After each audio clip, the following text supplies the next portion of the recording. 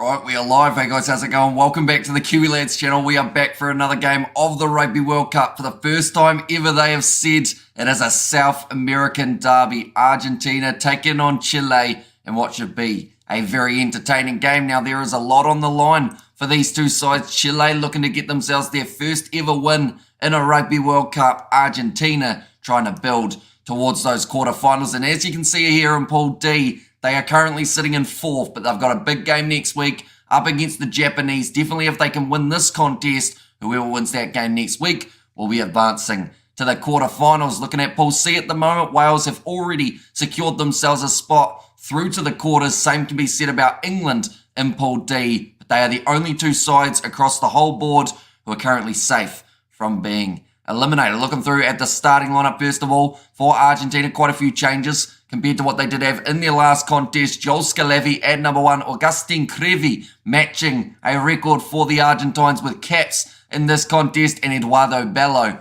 will be there as the number 3. Guido Petti and also Pedro Rubiolo will be the locking duo. Juan Martins Gonzalez transfers back to 6. He has been playing a majority of the season at number 8. This game, no Pablo Matera, which will give him that opportunity at blindside. Marcos Crema at number 7 and Fukando Iza as the number 8. Thomas Gubelli and Nicolas Sanchez will be the 9-10 combo for this matchup. Geronimo de la Fluente at number 12 with Lucio Cinti on his outside. Juan Imoff, Rodrigo Isgrove from the 7 circuit. And then it is going to be a Martin Bogado as number 15. Then for the Chileans, it is Carrasco, Bome, and also Ditas as the number 3. Pedrero at number 4, and Esman at the number 5. Javier Esman, that is.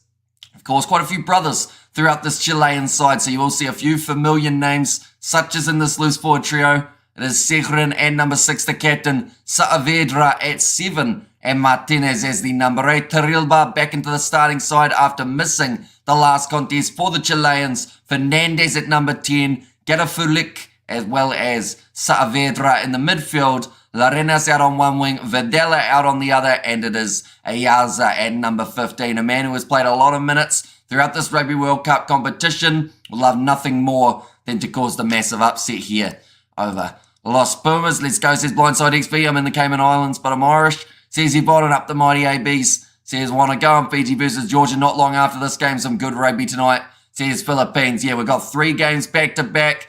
Of course, the first game is going to be this one between 2 South American sides. The next game after that, a hugely important game for the Fijians. Now, I did actually say earlier on about Agustin Crevi making the record. I did actually mean Nicolas Sanchez, and he has made his way out onto the field before the rest of his side. I think we'll get them to the quarters.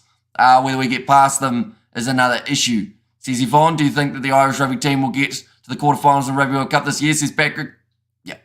I feel like no matter how much Scotland do in this game up against the Romanians, that game next week, they just have to win it by too much, I believe, to be a possibility. That's not saying it's not impossible, but it just seems unlikely at the moment for the Scots. And hi, Jacqueline, says Yvonne, and hi, Hamish, hi all. Says Jacqueline in there as well. Welcome in. Hope you are doing extremely well. Anyone wondering about these two sides' recent fixtures for the Argentines? They did have their warm-up game for this Rugby World Cup on the 6th of August, New Zealand time. 24 points to 13, and then winning their game over Spain, 62 points to 3 just before the World Cup got underway. They have had 2 games so far in this Rugby World Cup, scoring 10 points in the first contest up against the English compared to the 27 of England, and that was actually the game that we saw no tries scored for the English. And then also Argentina beating Samoa last week, 19 points to 10, a significant one for them. And now they've got this contest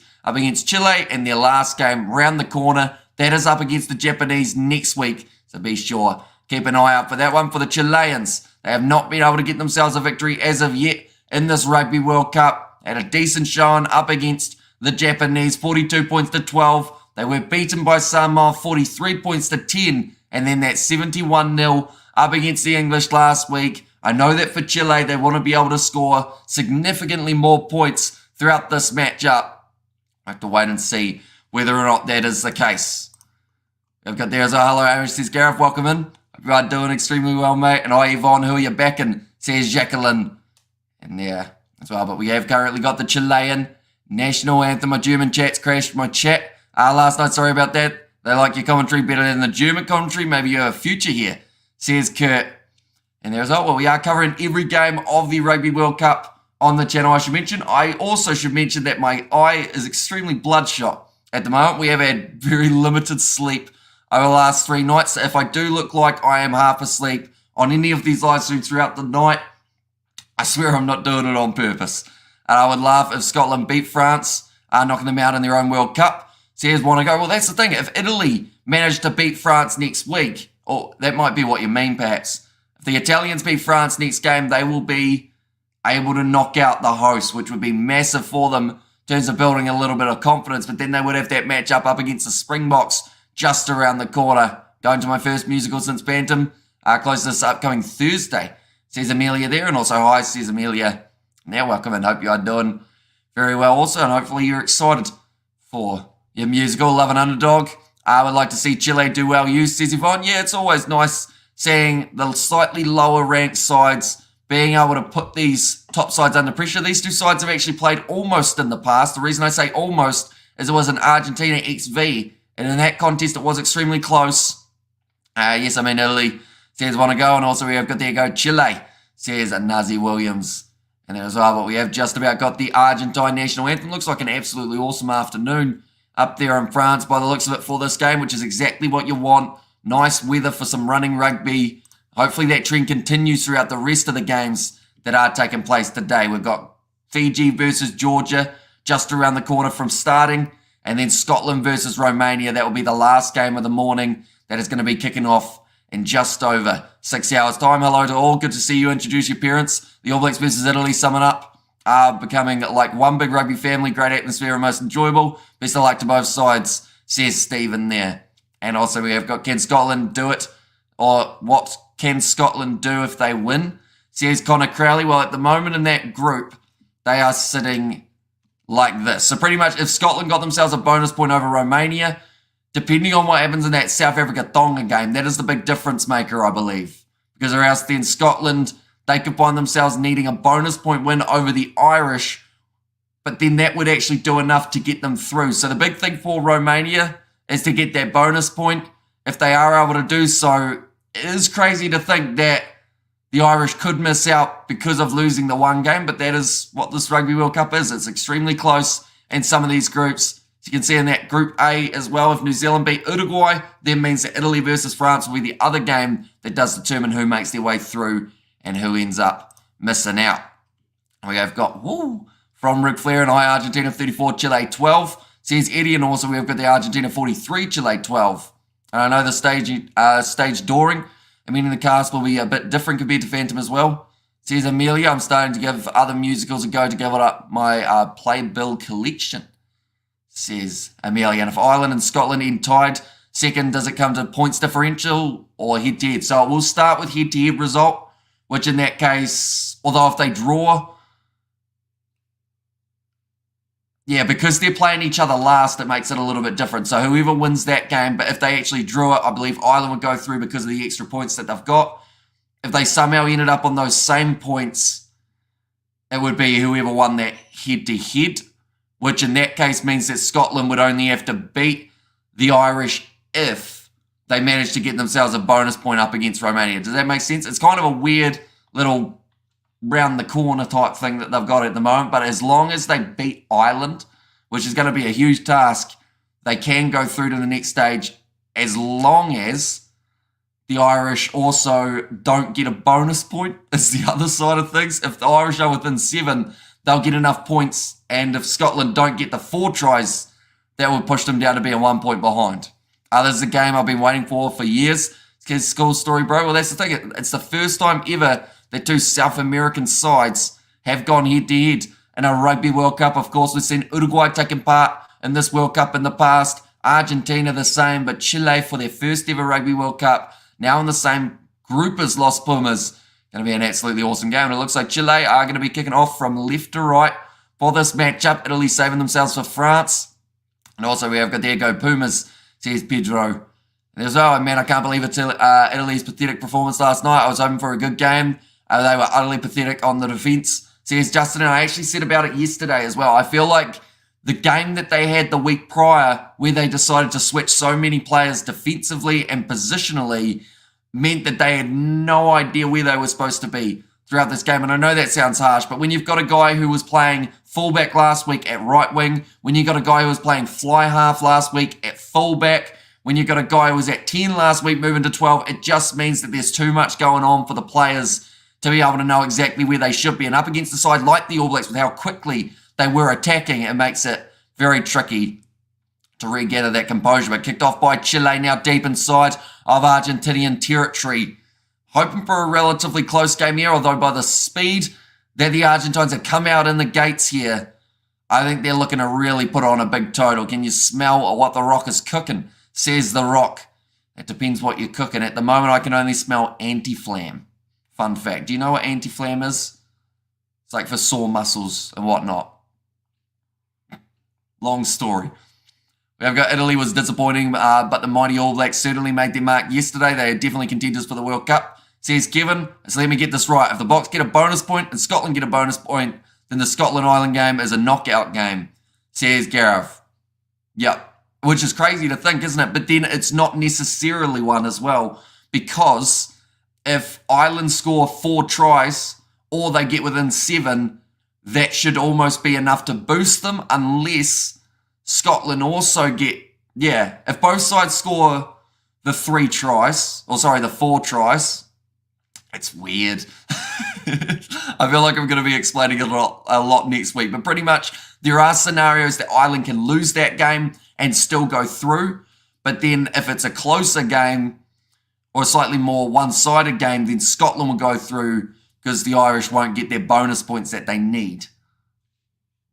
They are just showing here, tackle made on, I believe, who was that? That was Juan Moth on the halfway line, and actually the penalty going the way of Chile. So now they have got themselves shot chance from halfway. It is going to be Santiago Videla lining up this kick from 54 metres out. Will Jordan and Mark Talia, a treat to watch. Says Justin, they were both in some very good form in the last contest. Aaron Smith getting himself a hat-trick as well for the All Blacks. That is the fourth hat-trick we have seen of this Rugby World Cup, I believe now. The kick looks good from Videla. Just going to pull up short, maybe about 51 metres. The ball did travel rather than 54. Kick downfield from Argentina. And now looking to the short side here for Chile. Fernandez running on to that one. Still the first man ever to score a try for Chile. You're right, it's difficult when you have to switch around during the game. But as Carl or Il Curtin, former AB, once asked, how did he, a prop, get there on the wing, the All Blacks, says Stephen. But yeah, it's such a weird scenario for Italy now because they made all those changes and it didn't really work, and now they've just thrown themselves off. Whereas I believe if they had stuck with that same lineup, because they put pretty much all the same players in their lineup in that last contest for Italy up against Uruguay. The only real change that they made was maybe in the centres, but other than that, all the same players. So it shouldn't have been an issue, but they decided they wanted to rearrange and test some things, and it didn't quite pay off. Another penalty, one this time by Argentina, Augustin Crevi, the man who got over the ball there, and Nicolas Sanchez. Now we'll look for the touchline. So Scotland need to win by more than 7 regardless, says Gareth. Yeah. And also, if they are going to win by more than 7, they do need to secure that bonus point for themselves for 4 or more tries, because if the Irish secure themselves that 4 or more tries bonus point and Scotland do not, but then Scotland win by more than 7, it would still be Ireland who go through. That makes sense? There's like a little technicality, which is Ireland can still get through theoretically, even if they lose big, but that is if they score enough tries to be in the position to do so. Nice break and run here for Los Pumas, moving up to the 22-metre line, now going off to the right-hand side. Nice sling and pass there. Nicolas Sanchez trying to find the offload away, but isn't able to do so. And Chile with Ditas gets over the ball. They've been told to leave it, but they have managed to get the turnover beforehand. Although their chaps, but we all know that Argentina are way better than Chile unless they have that type of reffing. Sorry to harp on it, but have not been proven wrong, says Charles. Now back into the pocket. And the kick goes into touch for Chile. Hello, Amish Bro, says Michelle, welcome in. Just goes to show, you can't slow the All Blacks game down, you'll most likely get hurt, says Justin. And that's exactly what my dad said in the post-match review as well. He popped on the channel for a little bit, same with my mum. And my dad's comments were, in every game for the All Blacks from here on out, teams are going to slow down the ball. Because if you don't, the All Blacks are going to do what they did up against Italy and just keep that momentum flowing, keep it rolling. But if you can slow the ball down in the breakdown, stop the All Blacks from playing that natural running rugby game, that's when other sides are going to find more success. And so we have got All Blacks want to be the Harlem Globetrotters of rugby. That style won't help them against Ireland, France, boxing the World Cups, where defence wins games, says Albert. Although I think the game up against Italy is probably not a prime example of what the All Blacks will try and do defensively in their future games. That is going to now be the penalty one for Argentina. Side entry from Matthias Detas. He's a very angry looking individual. It's going to be now Argentina's decision. Do they want to go for the 3 points or would they rather go for the 7? Looks like they're going for the 7 by kicking it into touch. And I hope so, but we'll see, says Fleshin. And also just goes to show if you can't slow the All... Oh no, I read that one, didn't I? And the ABs haven't been at full strength since the New Zealand-South Africa game at Mount Smart. You can see the injured players back, says The Rock. Yeah, they've dealt with quite a few injury troubles throughout this year for the ABs. Now they've got a majority of those players back from injury. Some looking a little bit better than others. The only thing they've got now is that suspension of ABs. They've had a bit of a worrying trend on Foster. A great performance is followed by a bad one, says Gareth. I heard this morning that Kean Healy has returned to fitness. If Ireland have an injury, he'll be brought in, says Yvonne. Big kick downfield from Chile after the loose ball of Los Pumas. Now Rodrigo Isgro fires it off to his teammate in the midfield. It's going to be Lucio Cinti. Now I should mention Isgro is normally used to that fast-paced tempo due to the 7s. It looks like there might be an injury here for Cinti though. He has knocked the ball on in the process. Now ball going high. In fact, deciding to go with the low driving kick from Borgado just outside of the Chilean line. Putting himself under a little bit of pressure here, the youngster Fernandez. Now Argentina looking for that counter ruck, unable to get that ball back. Still 7 minutes into this contest and no one has been able to walk away with any points as of yet. Bro, thank you so much for Auntie and Uncle match. Replying on special streaming. Like a long time, Don Auntie and Uncle meets in one stream, says Michelle. Yeah, the last time we had that was probably in the test matches for cricket a little while ago. And the ABs had to make a statement and they did it in style, says Sean Lees. And yeah, I don't think anyone expected them to get close to 100 points in that game. Like people who were backing them by 50 thought that they were being a little bit harsh on Italy, but the ABs in the end almost winning that game by 80 points. Is that why the ABs have won 3 World Cups and were robbed in 95 with that style? Our style wins, says The Rock. And I keep looking at that Irish squad, and apart from the old man's position, they are almost perfect, says Fleshin.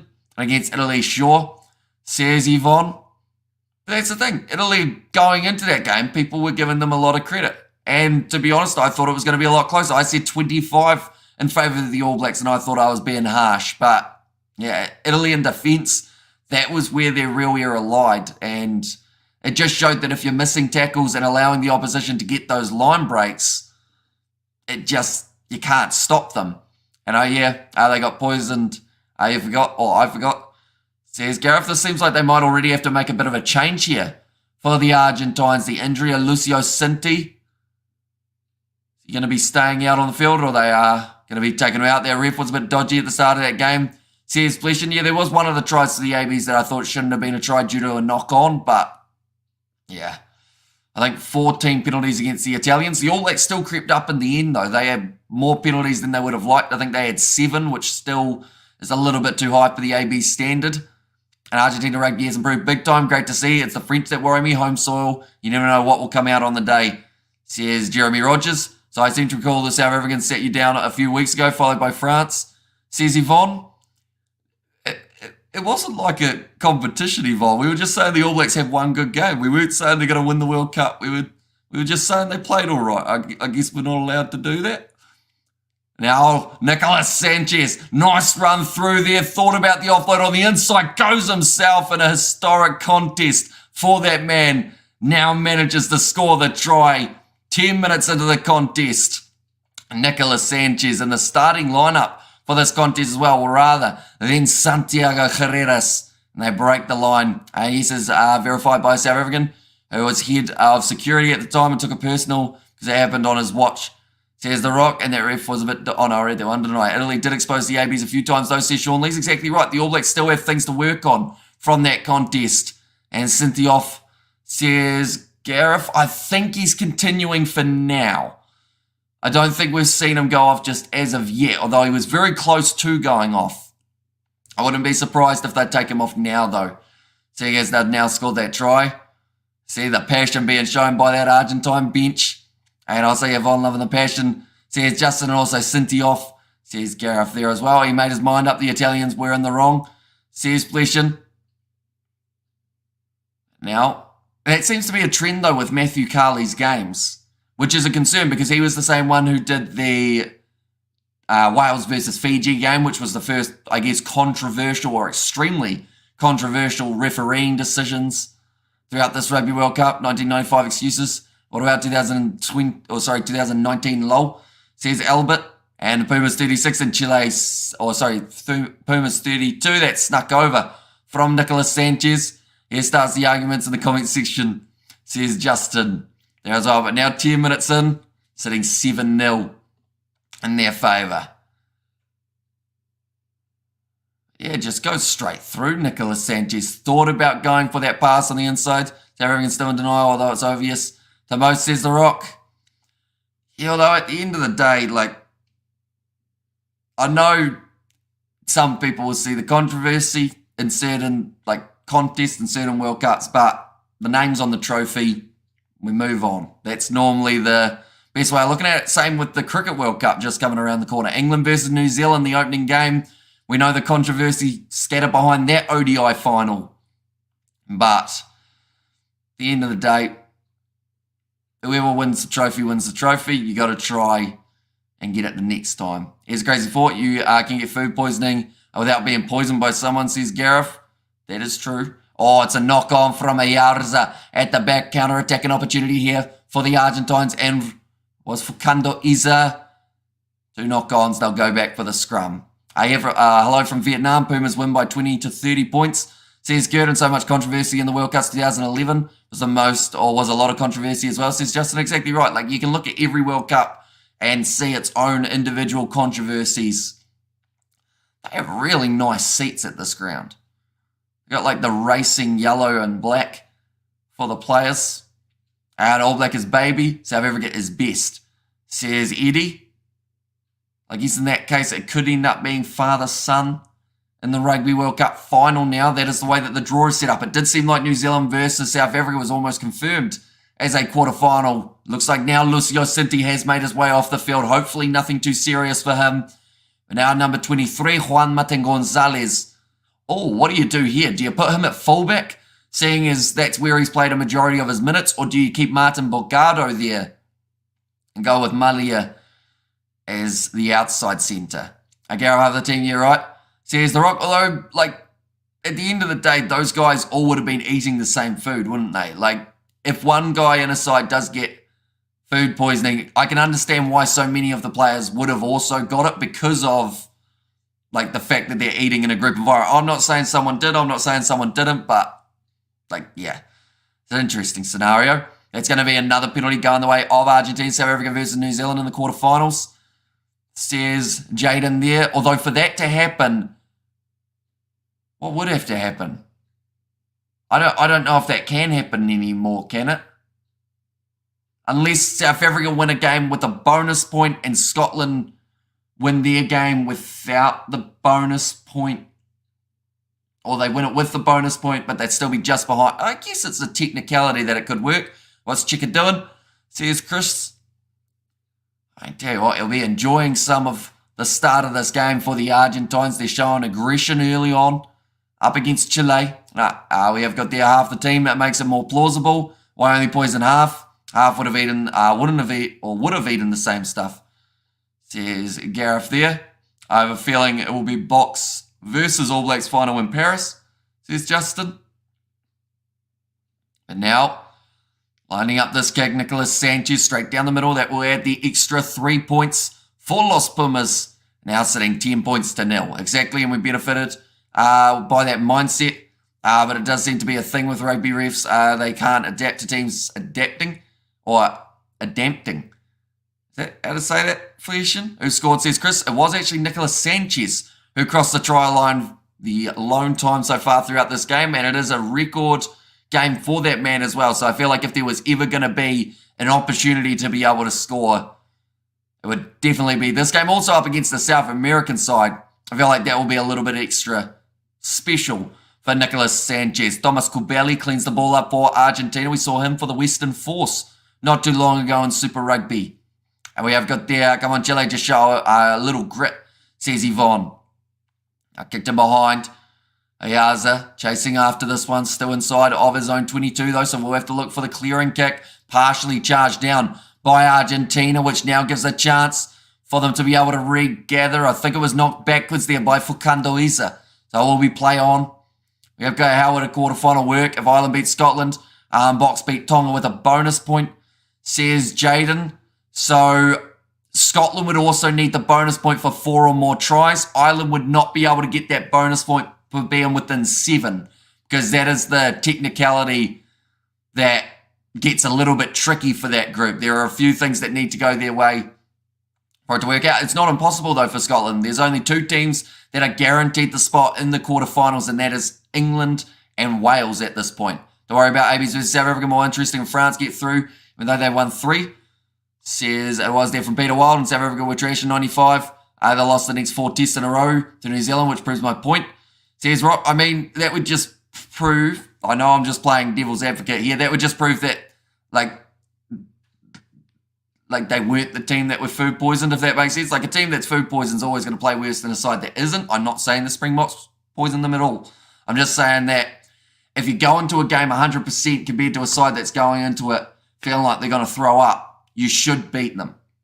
You know, whether or not you win your other games or not, the World Cup final, that's the one that they had to make sure that they got right. I'm still on hot Portuguese sauce. What Argentina and Chile dish can I cook tonight? Says Jacqueline. Nobody beating the All Blacks now that Dupont is out. All Blacks will win the World Cup now. Says Jack, and my spelling has gone to bad. Oh, sorry, yeah, after my first beer. Says Flesham for the Springboks to play New Zealand. France would have to lose to Italy. That's never going to happen. Says Mario. Now driving forward there over the line again for the ABs. Or sorry, not for the ABs, for the Pumas. Sorry, a little bit of memory from earlier on in the day, but it is going to, that man, that's old Juan Matan Gonzalez has crossed the try line there for Argentina. Dupont is back in the team after surgery, may not start, but he's with his mate, says Peter Wild. Yeah, I don't think World Rugby can allow him to start, because we were talking about it on one of those other live streams. If he is cleared to play and he gets some sort of head knock in that contest, like he could cause like lifelong damage to himself. Like we looked through all the side effects. He could end up paralyzing half his face. He could end up like seriously breaking that down even more than he already has. And then World Rugby would be the ones who have to answer for it, because they'd be the ones who said in the end, yes, you can play.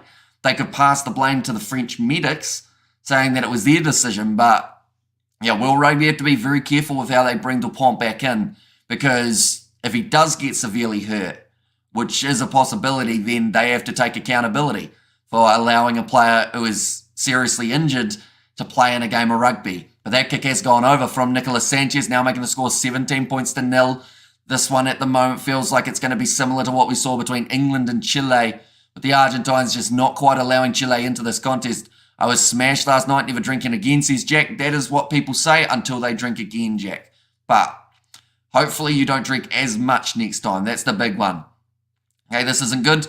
Don't know if I have the stomach for another blowout, says Yvonne, although, to be honest, 2 out of the 3 games today may end up going down that blowout stage. We've got Romania versus Scotland later on in today's fixtures. I think that will be a relatively one-sided contest.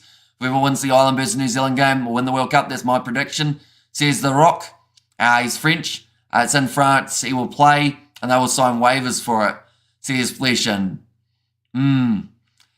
See, that's the thing. Like, they're going to have to make sure they heavily... Oh, Ariaza looking into the sun. knocks the ball on. Yeah, they're going to have to make sure they get the riding correct so that they can take no responsibility for if DuPont does end up with some sort of more serious injury. Because that's the thing, even like his face, he's not allowed to wear like a full, I think I saw something like he's not allowed to wear a full strength face mask or something like that, because if it's too hard, then he's also a risk to other players, because it's like having a bit of wood on your face. Going into tackles, smacking into others is going to be the risky side of things as well. So he almost has to, like, yeah, it's weird. And they were sick, we know that. That doesn't mean someone went and poisoned half of their food only. I would even put into food to cause food poisoning. The waitress ate a vial of salmonella, says Gareth. And I was 100% serious, never having another drink. That was the last time ever, says Jack. Well, I respect the fact that you are, I guess, taking a stand against. What do you drink outside of alcohol? I spent 8 years sober after a night like yours, says Claudio. Yeah, it can be a life lesson. And one player doesn't make a team, though, says Peter Wild. Exactly right. Like, Luku, I think, can still do the child for France. Los Pumas, says Claudio. Go put two together, the timing. Well, it's like the timing of them eating, though, isn't it? In regards to when they got sick. It would have been the food that they had, but, like, was it poisoned, or was it just the fact that the food wasn't prepared in the right manner?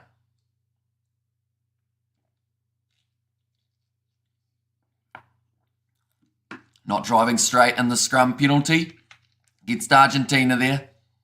And also Argentina need to beat Chile by at least 22 points. They beat Japan in the final. Going to progress to the quarters correct, says Native English. So for Argentina, they need to win this game and get themselves the 4-try bonus point. Doesn't matter on the points differential side of things, because, in fact, it doesn't actually matter if they get that bonus point either. Because in their head-to-head with Japan, it actually is head-to-head result goes first. And then after that, points differential. It's a weird way to do it, because pretty much in every other competition around the world, you look at what your points differential is and then your head-to-head.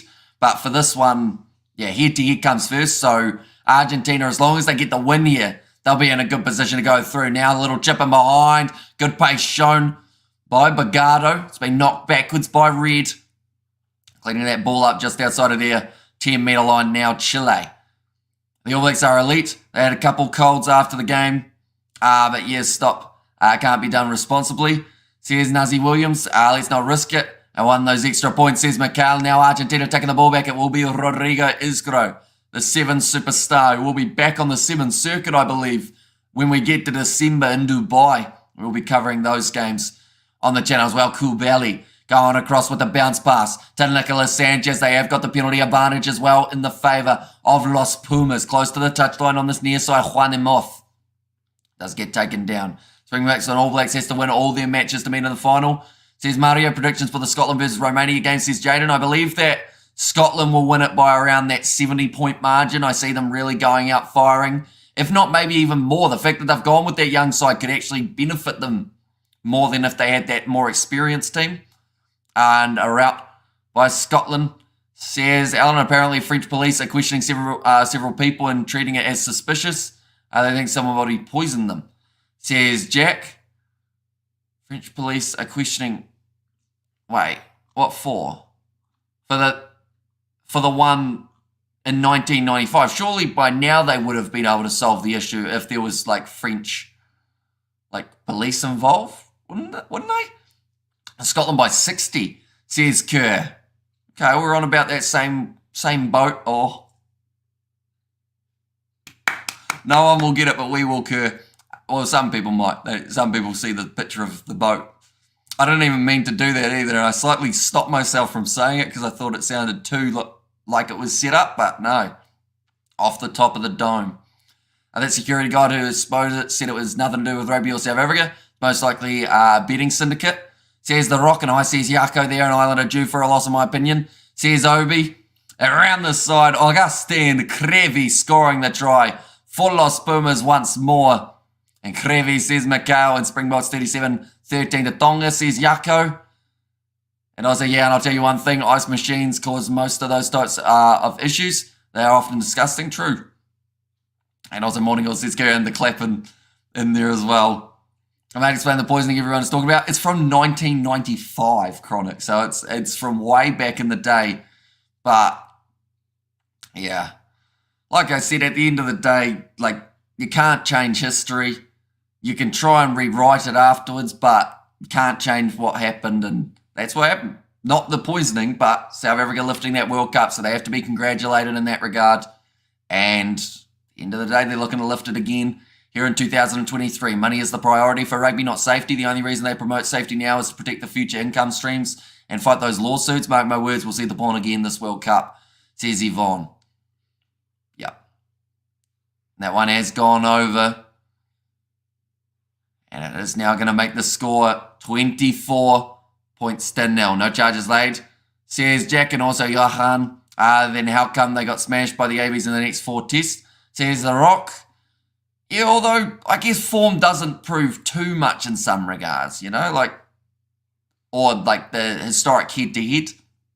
Because you look at the likes of South Africa versus Ireland currently, and I don't like to use that example because I know some people get annoyed, but I think it's like 6 out of the last 7 times that Ireland have played South Africa, Ireland have won.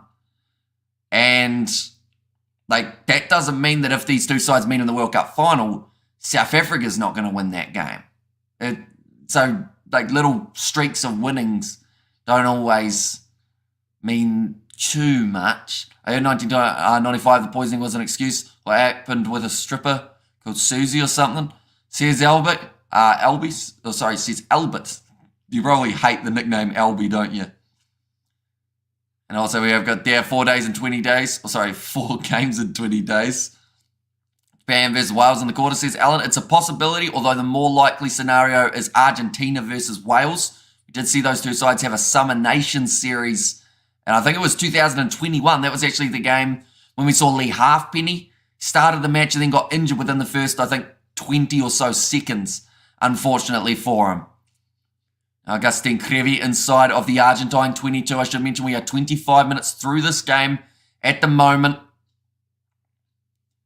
Now taken nicely by Ayaza on the halfway line. If Chile got something left up their sleeve here for this first half. And they just, that's a big shot coming in from Guido Petty. And the counter-ruck now from the Pumas works out. Crema goes across now to Eduardo Bello.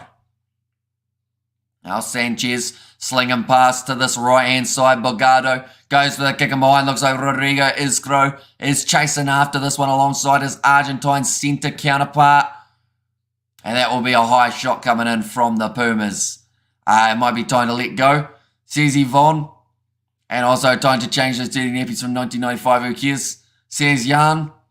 And can Japan beat the Pumas? That's the thing, Japan aren't playing too badly lately, but I think they'll still have that penalty count and the handling, I think, is the big one for them at the moment. And previous encounters give an indication of the potential outcome, but at the end of the day, if one team doesn't show up or team has crucial players changes, then the history means nothing, says Kerr. As well said by Captain Kerr. The chicken 14 high tackle. This is Rodrigo Isgro. I thought he looked like he was going around the head just a little bit too much. Ouch, that's a hard song, says Gert. Yeah, that's high. From Rodrigo Isgro. Ducking head for Fernandez. I would say we're probably still going to see a yellow card. Now, the thing is, there was an arm wrap, but because of the force, it means that it's going to be a yellow for Rodrigo Isgro. Now, he's used to going off the field for 2 minutes if he gets a yellow card in the sevens. This is 10 minutes and could possibly be upgraded to a red. Safe to say numerous URT teams have gotten sick this season in South Africa. There's a problem with the water, says Yvonne. And also on FYI, down your way again in March, it appears, says Kerr. Nice. Is that same trip, like as in Dunedin, Christchurch, and whatnot? And alcohol poisoning, thankfully, psychiatric treatment was available, says Chris Swanepoel. And Mongolian throat singing, says Padraig. Something I'm not too great at myself, mainly because I don't think I've ever tried it. It will get upgraded, says Chronic. I think the benefit that he's got is a little bit of the ducking. In that case, like we saw Fernandez leaning over, and then that's where the arm got him. So there wasn't an arm wrap attempt. It's just, it still went too high though, Rodrigo's throw. So there's probably, I would say, a 50-50 chance at the moment that it's going to be upgraded. Do you think that South Africa should be punished in this World Cup? If the poisoning rumours turn out to be true, no. Because it's a completely different side. And, like, it seems like one of those ones how it's just something that people are going to try and use against the side, even though the side that they've got currently had nothing to do with it. You know, it's a tricky scenario. And if I want to agree, some people are like a stuck record. Says Bruce slightly different Fremantles to Sydney via the South Island. Nice.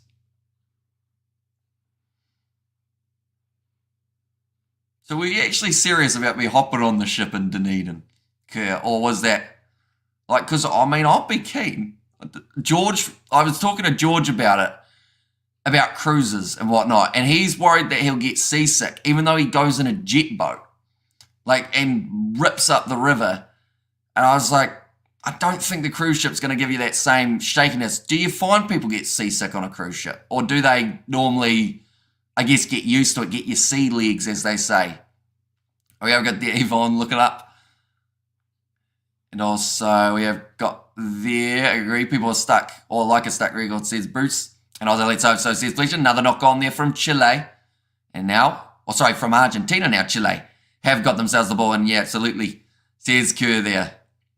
So that was February 6th, wasn't it? And the box playing today wasn't even born yet. In 1995, now Ayarza moves out to the halfway line. We can get it sorted to get you on for a week. Let's do it, says Kerr there. It'd be pretty awesome.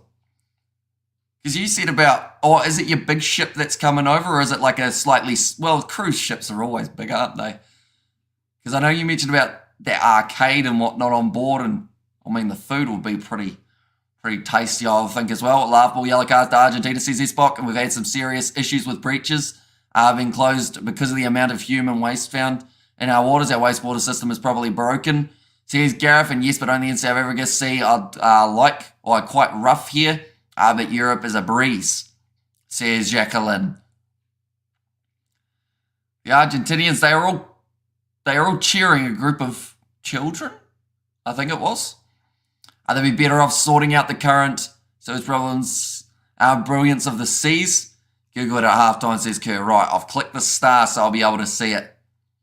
And he's back there missing you on off the ball, says The Rock. And also, people on the beaches, I couldn't tell you. I would love for Argentina in the quarterfinals. We need a South American team, says Andre G. Yeah, I guess it gives it more of that World Cup feel, doesn't it? As you'd have Oceania covered with the ABs, theoretically. Also alongside that, you'd have Africa covered with South Africa, Europe covered with a few of the sides, Argentina for South America, no North American team making their way through. Now going back for the original penalty, Rodrigo Isgro still waiting eagerly to find out if he is going to have his yellow card upgraded to a red. And come on, Chile, at least one try before halftime, or full time at least, says Nazi Williams. And how much time is left, says Jaden. Currently we are 29 minutes through the first half. So still 10 minutes in this first 40. Plenty of time. Although Argentina, I'll be honest, I feel like they would have felt like they would have had more momentum than 24 points, if that makes sense. Canada got robbed. They should have been in this World Cup, says Jack. Although they lost in the 2-match series, didn't they? That money's allocated for the maintenance of the water systems, says Gareth. And now Nicholas Sanchez, he will be kicking this one towards the touchline for the penalty on the halfway line. That will now be about 10 metres out from the line. We've already seen Augustin Crevi and Nicholas Sanchez score themselves a try in this game, so it's been more of the veterans getting over. Nice stepping being shown, though, by Juan Emoth near the halfway line. They've said the Olympian, Juan Emoth. Crowd with the Mexican wave. Nicely taken at the front. Believe that would have been Juan Martin Gonzalez this time, who cleans the ball up. In fact, it was Rubiolo instead. Augustin Crevi Trying to roll forward here, just that little bit further. Round the side of the breakdown, being told to use it now. Kubeli with the short pass. And it's stolen in the breakdown by Chile. They will survive once more. Videla pops out the back, manages to get the kick in behind. Now back to cover there was Geronimo. De La Fluente breaks through. Oh, in fact, it's not him. It is instead Bogado. Now 30 metres out. We have got there, unknown as polluted as India. Says The Rock. And also, I focus on the rugby, otherwise I'll start advertising my water and electricity plants. Says Peter Wild. And also, how's the sleep schedule, Hamish? It is destroyed this week. Like, almost worse than the last 2 weeks. And I say that every week. There's a trend starting to form. But last night, I got 3 hours of sleep. The night before that, I got 2 hours of sleep. And the night before that, I think I got 4 hours of sleep, which is really bad. Like, you shouldn't do that, ladies and gentlemen. If you have got the chance to sleep, be sure to sleep.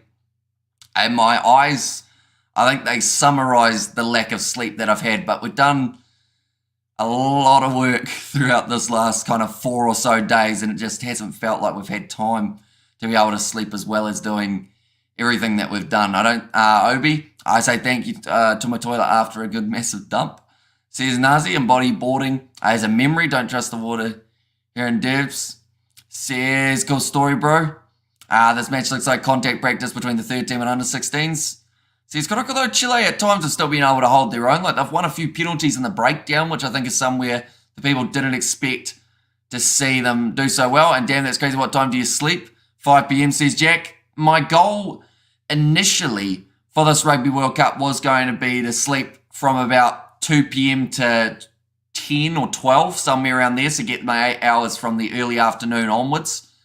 Instead, though, like last night, I went to sleep at 10 p.m., which was only 5.5 or 4.5 hours ago, in fact. And we have got a 1995 World Cup news face All Blacks, says Eddie. And I was Hamish, where are you from in New Zealand? So I am from South Canterbury, so halfway in between Christchurch and Dunedin, where I'm located. We have got there, Hamish, you are young, so you can handle it. Thank you, and anyway, for everything. Says Jacqueline. Yeah, I feel like after the World Cup, it's going to be so weird to go back to sleeping for like 9 or so hours a night. But then we jump straight back into the URC as well. So it'll be interesting. Okay, they have also said that Rodrigo Isgro's card is going to stay as a yellow due to the mitigating factors. And Chile have not been a seriously competitive side at this Rugby World Cup. They are a young rugby nation and should be proud to be there to represent, says Kerr. Exactly right. Like scoring that first try for Fernandez in their opening contest up against Japan will be a lifelong memory for that man. And I mean, he's still only, I think he's 27 years of age, so he could be at that next World Cup for Chile. And that will give them the motivation now to try their best to get to that next one. We have good there. I said last week, don't know how it works, says Spock. And also, hello everyone. Let us all enjoy the game of rugby today as we South Africa prepare for Tonga. My vote goes to my homeboys to win tomorrow. Go the Bok, go defend your title, says Desmond there. And greetings from South Africa. Congrats on the Italy match. The ABs look like an oiled machine, says Brandon. Yeah, and I'm hoping for the AB's sake it's not just a big performance here and then from here on it goes back to being slightly out of form. Hopefully it gives a boost to the game. And Chile and they will continue to grow and develop. Yeah, like they said, a lot of their players have full-time jobs that they did have to quit to be able to go to this Rugby World Cup. Now, getting that chance on the grandest stage is certainly going to be something the players remember. That looked like a forward pass down the short side, but it is going to be play on for now. Videla, I should say, tackled 40 metres out from his line. Yaza, low tackle made on Martinez, my friend from South Africa, stays in Wellington. Says Werner, okay, so he's up in the North Island. Been to Wellington once, I think, in my life. Once? I think so. I think I went to, it's going to be a good run from Facundo Isa, and he's been pushed almost into touch. Iyaza was working hard, but I think Isa might have been just that little bit too strong. Iyaza might have a knee injury now as well. Are you going to do Lucifer review for us, remember? Says Jacqueline, I know I was going to watch something anyway, as like a series or a movie each of the weeks. They are going to be checking this one. They need the sideline cam, which they have been able to find. Did Ayarza do enough? He certainly did. Kept that ball on his knee. Managed to stop it. I ever been to Auckland, Hamish says Jack? I have been once. Way back in the day. Best thing about Wellington, you can watch the game from a wheelhouse or from the wheelhouse of the ship for free, says Kerr. Oh, what will be on in early February? Cricket? There might be cricket on. Sky Stadium. Super Smash. I think that comes around about then. Because I know you said it's Dunedin, Christchurch. Was there Marlborough in there as well? And what were the other two places that you mentioned, Kerr? And Windy Welly, says Nazi. But yeah, the thing that oh, hang on. Has he actually tipped that ball down? No, he's in touch. Yeah, one thing that I learnt when I was in Wellington was there was a guy that... Oh, no, that's not how you do it. How do you do it? What angle do I need? Is it that? No. Hang on. No, doesn't quite work. I feel like you guys can see too much. I can't hide my thumb. I think it's... I can't remember how you do it, but it's like that. No. You can see the whole thumb, though. How did I do it the other day? It actually worked the other day in Tauranga Bay of Islands, says Kerr there. Ever been to Glenorchy? I have not, no. Should a person not free to say what he or she wants to say? We enjoy freedom of speech, says Desmond. Who's that to? Was that about Spock or someone else? And Italian forwards are health cautious or conscious. They don't eat burgers, can jog further than any other team. Says Cool Story Bro. Most tries came from mistakes at the breakdown from the tiny forwards. Says Obi now going off to the right hand side. Thomas Corbelli goes to Sanchez. Quick hands through this Argentinian backline. Juan Martin Gonzalez. Good drive forward from here. And Chile, that should be their penalty, and it certainly is. Free speech Saxon. He was a fun guy, wasn't he? I used to compete at Dunedin Boat Club sailing when I was like 13 or 14. Terrible yacht club. I just don't like Dunedin. Says Chronic. Someone was saying it was snowing there yesterday. Down south. Would have been a bit chilly. I mean, we're 3 degrees Celsius here currently where I am, but that's a few hours north. Chile supporters chanting for their side after winning that penalty. Like, that's the thing. Argentina have scored 3 tries, but I said it earlier on, I think that they still would have felt they should have had more throughout this contest. Also, we have got there Dada, says bad boys. Well, we'll go like that, and like that, there we go. By the way, that was me checking my other tab to see what the odds were, and currently, Argentina are still heavy favourites. You can no longer put money on them. Tokyo is 26 today, nice change from Alaska last week. I guess, yeah, your body must not know what to do when it comes to climatising to certain areas, because you're probably going to be somewhere cold in about 2 days or so, aren't you? At 3 degrees, I'll swap you my 40 degrees. Been here 19 months and never had rain. Just dust storm, says Peter Wild. Nice. 40 degrees is too warm though, isn't it?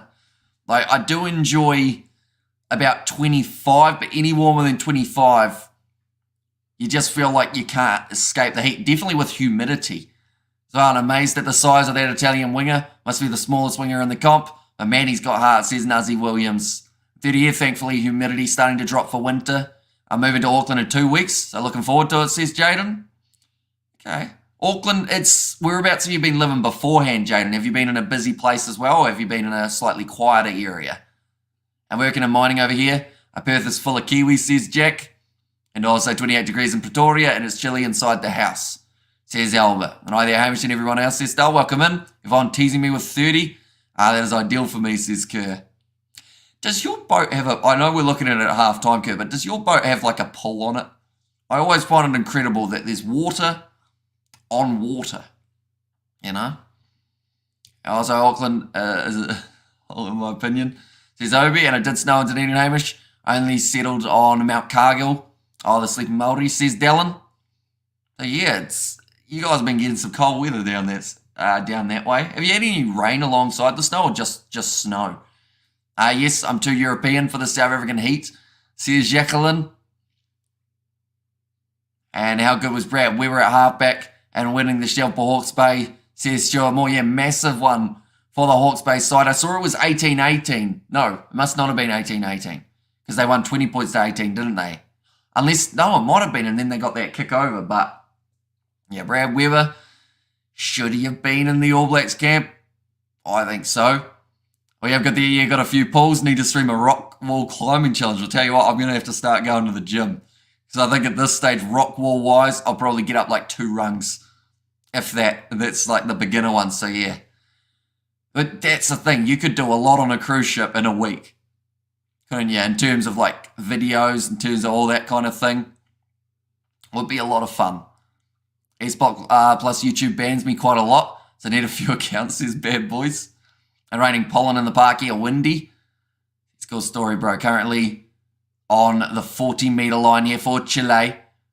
Inside of their own territory, here comes Tarilba. Nice thing and pass off to Ayarza. This is a good opportunity for Chile. Their first real attacking chance. Videla, I should say, was in touch. It's almost October. Can't believe it's still that cold in New Zealand. I love the heat in the north of South Africa. Says Albert, I'm from Pretoria, South Africa. Cool 30 at the moment, says Jaden. Do they go quickly here? I'm just putting this one out there. If you are getting banned a lot, maybe stop doing what gets you banned instead of more profiles, says Gareth. Part 1 half-time, part 2 full-time, says Padraig. An honest question to the South Africans, why isn't there a revolution over the load shedding, says Yvonne. I know that for Ireland versus South Africa, they actually made it so that there was no load shedding, didn't they? If I'm not wrong, I think I heard something about that. Kandoiza now pops it up. But yeah, in general, it must be weird to get used to. Like, we lost power for, I think it was 3 seconds, which sounds like, I know South Africans will be like, so 3 seconds is nothing. But yeah, we lost power for 3 seconds the other day just randomly. And I was very confused. But the worst thing was I hadn't saved what I was editing, which is why you should always make a few saves along the way. And I ended up in the scenario of losing like an hour of editing. Or not quite an hour, like 30 minutes or so. The North Island isn't that cold. It's the South Island that's cold, says Bad Boys. In international water, can't do anything, Hamish. Even toss George overboard. Says, oh, well, I don't know if George is invited on the cruise at this stage. But, yeah. I know that if he was, he would cause havoc on a cruise ship. Like, the man, he gets, I guess, not so much bored, but he just ends up, when you put him in a confined space, he just needs to burn off some energy. Are they doing load shedding during South Africa games only, Hamish? Or they do stop load shedding during South Africa games only, Hamish? They do try help the public, says Jaden. I should mention it as halftime, ladies and gentlemen. Still 24 points to 0 and 2 cents stream rate. Says Jack, is he live at the moment for this game? Jack, or from earlier on? Yep, lots of banning on this platform. Big changes ahead, though. Won't get away with it for much longer, says Bruce. And I should mention, like, we do hardly any of the banning or anything like that. Like, I actually saw my list of accounts that have been blocked by us, and a lot of them are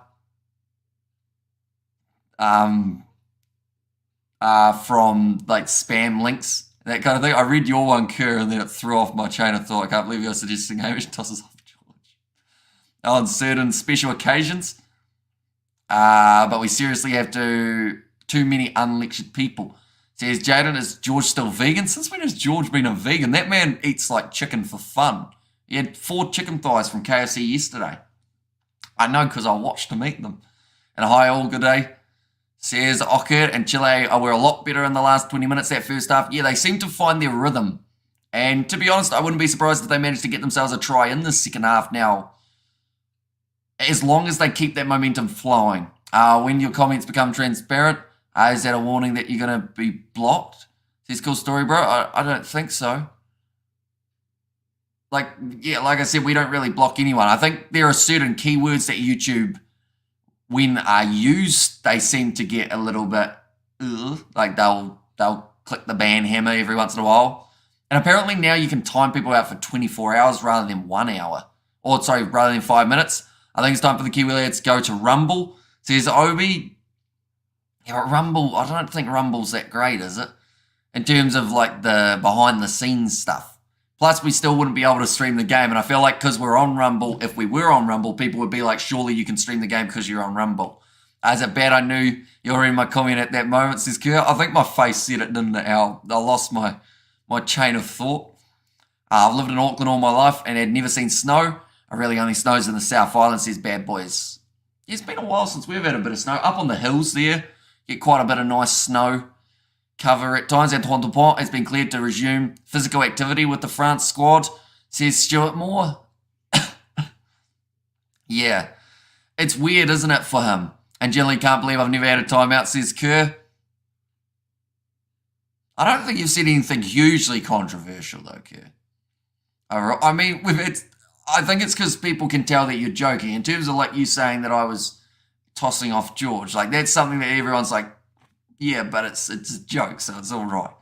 I wish you could stream on both at the same time, says Obi. I don't know if anyone watches on Rumble. What other ones are there? There's Kick. That was a big thing for a little while.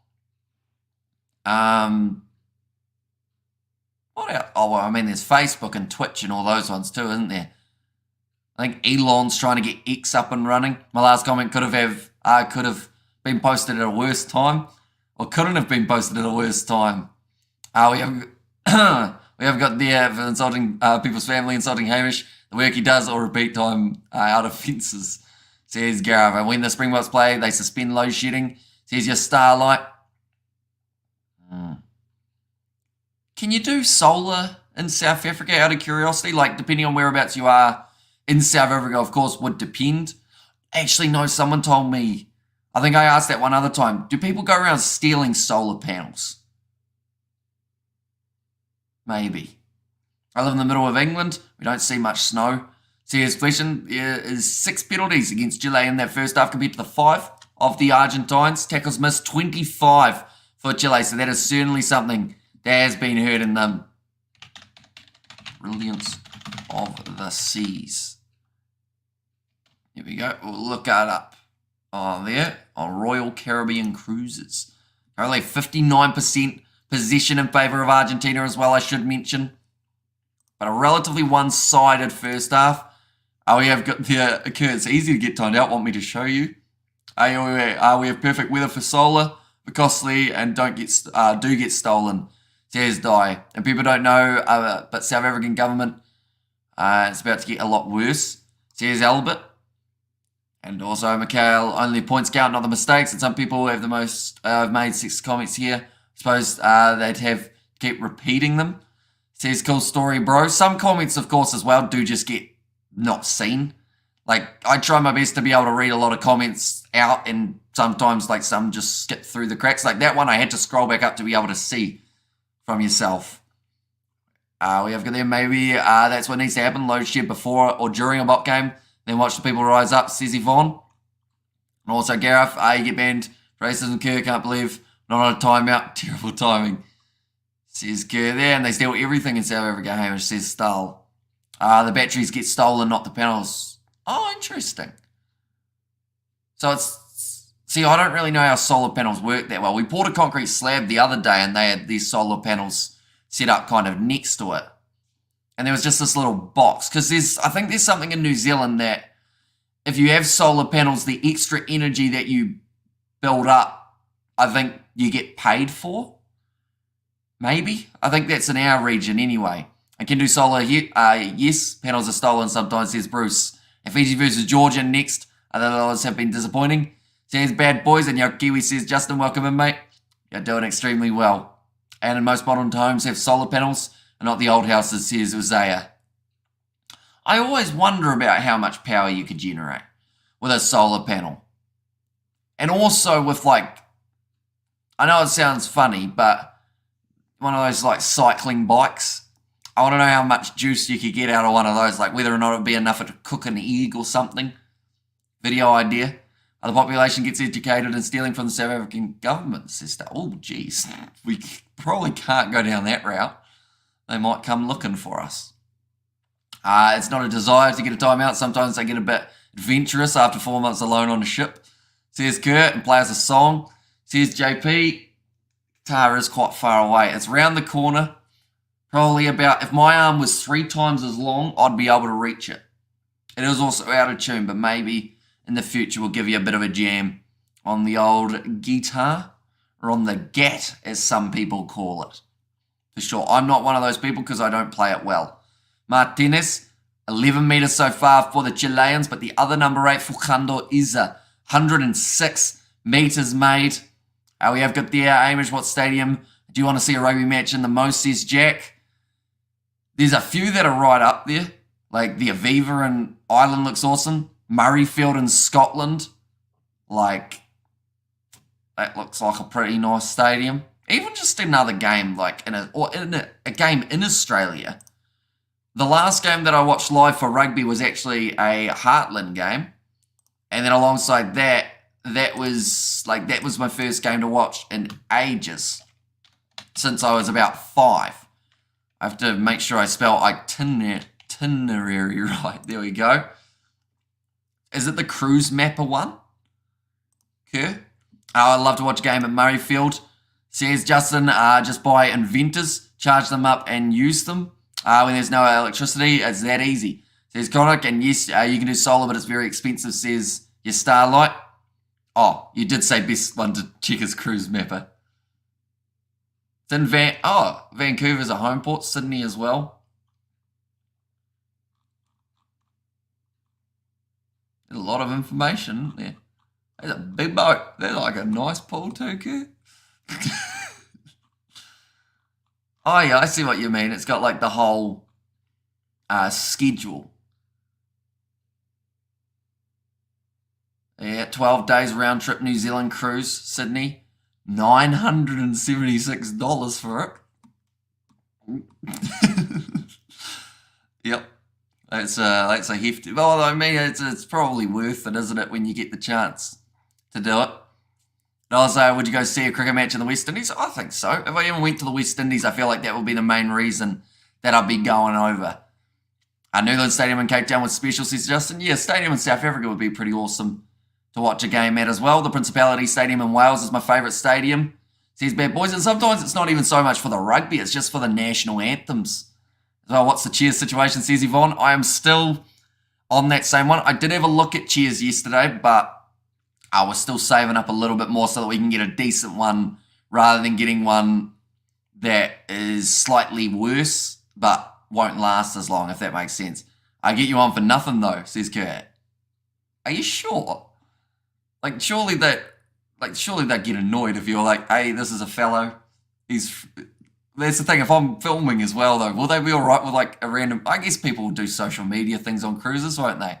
As long as I'm not an annoyance, which I feel like I shouldn't be, hopefully. Bing says Chile gonna win. Well, that is why Bing is not a very popular browser. Your house roof covered in solar panels should give you enough power for everything, depends on the size of your roof. The geyser needs the most. The fridges need more, just starting up, says Stoll. And hi all in Hamish, I slept in, celebrate too much yesterday, says Robert. Principality is in the middle of the city for a great piss up, says Flesh in there. Currently half time in this contest. I should mention we've still got 2 more games taking place later on tonight. Fiji versus Georgia. That will be the next game that is kicking off in 2 hours. In fact, less than 2 hours, 1 hour 45 when that game will be starting. But we are starting 25 minutes before kickoff. So we will be talking all throughout it. Rugby needs some 100k seat stadiums like Australia have the MCG. Says Bad Boys. These stadiums are in South Africa. After the game, the South Africans take you for a beer and a braai. Yeah, I've been offered a few braais in my time. I mentioned about it how after the World Cup we might have like a just a barbecue live stream where we chill out and just get to enjoy the fact that we've finished the 48 matches throughout the Rugby World Cup. Well, except Ellis Park, says Gareth there. And also the Argentinian flags from Mariano already scoring themselves 3 tries in that first half. So they need 1 more to be able to get that bonus point, although the bonus point for Argentina isn't actually hugely crucial in this contest. Although, actually, no, I'll take that back. The draw in that game between Argentina and Japan, that could be the difference, is that extra bonus point. So maybe they do need to get that little bit extra, which they should be able to with 40 minutes now remaining in this half. But Georgia versus Fiji, I hope that is an entertaining game. Could be relatively close. Then also Scotland versus Romania, the other game. And quick bite, RG, before starting URC coverage, says, Kerr, yeah, pretty much. It's straight in. In fact, the URC overlaps, doesn't it? If I'm not wrong. All right, we'll go like that. We'll go like that. URC 2023. Starts up on the 22nd of October. So yeah, it does overlap a little bit. Hopefully no real huge overlaps, and we do get to cover both respectively. I think 60k seaters are the sweet spot. Says Gareth, we're going to have to rent out a stadium to accommodate Hamish and all his fans for a braai. Says Jacqueline, and also get a cauldron and make a puita while you live stream, says Justin. Is that like a soup? Justin? Do let me know and bring Super 12, my youth, back. And people in South Africa should buy electric cars. Use the power of their houses during load shedding, says Chronic. And Hamish, when you come to South Africa, you need to visit the Hole in the Wall in the Eastern Cape. It is as a meeting to see. Says Star. See, a hole in the wall in New Zealand's a completely different thing. Like, normally that's what you find. Never mind. It's okay, Ireland. We'll be home by then. Says Kerr there. And Scott Robinson has been banned from attending any All Blacks game. It's just so childish. Says Stuart Moore. And who's worse, Italy or Chile, says Krampus. Off this performance, you'd have to go with Italy. Because Chile, even though they're down by 24, they still had some decent moments throughout that first half. Definitely throughout the latter 20 minutes. We have got there, as well, Spain have Camp Nou. England have Wembley, big stadiums. 100k for the Force and back grand final. Melbourne today gets very smelly, says Fluffy. And you know too much about the holes in the wall, bro, says Philippines. I heard it from a friend, of course, you know. And 95% of people in South Africa can't afford solar or electric cars, says Albert. They are just chanting at the moment, the crowd getting ready for the second 40 minutes. We have got there Sapin and Anglias, says Michelle. Hola, como você está? That's pretty much as far as my Spanish goes, unfortunately. I give Hamish hole in the wall, says Peter Wild. I want to visit the Great Barrier Reef one day, says Stahl. It's kicked off now by Argentina, down towards the 22. Nicely taken by Chile. Now cleaning up the ball. We haven't seen a huge amount of Martin Segrin throughout this game, the captain. Across the ditos. Anyway, he's got himself penalised, yellow carded, you name it, throughout this Rugby World Cup. And also Chile have qualified international games to qualify for the Rugby World Cup. Great Barrier Reef is underwhelming. I'll be to go to Port Vila in Vanuatu. Says Kerr. Você is Portuguese, Hamish. Como está usted? Oh, yeah, nah, that makes sense because I was talking to a Brazilian when I was saying Hola, como você está? So that makes sense. I may have just offended them. I met that hole in the wall gang. Says Bad Boys. I'm at a competition like the Six Nations, says Mikhail. Now going back across to the right-hand side, rush defence there. Good tackle made by Videla. I've still got the tab open as well, Kerr, so I'll be able to have a decent look at it in between the two streams as well. Now, Iceland is my go-to on the list. Need to see them Northern Lights one day, says Justin. Do you know what I'd love to do? I'd love to go to... Is Norway the one that's 24 hours or like 23 hours of sunlight? Which one's the one with 24 hours of being daylight? I'd love to go there and play golf for 24 hours straight. It would probably really hurt, but it would be fun. A Blue Lagoon is Iceland, or in Iceland is perfect for them. Says Kerr, and best coral reef experience is the Seychelles. If you can afford it, says Albert. And don't forget to hit the like button and subscribe. Hammy needs a cheer, says Yvonne. Yeah, if you do want to help us out, be sure to leave a like and subscribe. Chile breaking the line here. One big chance for Gafulic. Tackle well, though. At the back by Bocado. Going to the short side, it was Fernandez. Chile's best chance of the game now. Just score the try at Martin Segrin. Tackle Finland. Is Finland the one that has the daylight and Northern Lights, Amish? Says Stuart Moore. Let's run forward up to the 22 now for Saavedra. To the right. Fernandez, skip pass, was close to 4, but it is going to be play on just for now for the Chileans wasn't held there for Arenas. Now the ball has been dropped by Chile. Amadile's Northern Lights at the moment, says Obi. A nice attempt by Chile. We have got there a hole in the wall for about faith, not trust. Says got story, bro. And I'm watching the 2009 Tri-Nations match on Stan Sport, and someone was holding on. Awkward sign, Woodcock goes hard, says JP. And Seychelles is good. Yeah, Vanuatu is the top in my opinion, though. Underwater Cathedral is gorgeous as well, says Kerr. And also Shane says Yvonne. Yeah, they were close for Chile, but they've still had their moments throughout this game, which has been great to see. They just started a bit slow, and I feel like if they got that first 20 minutes right, this one could have been a lot closer than we are currently sitting. I reckon everywhere in the Arctic is 24-hour days and auroras, says Albert.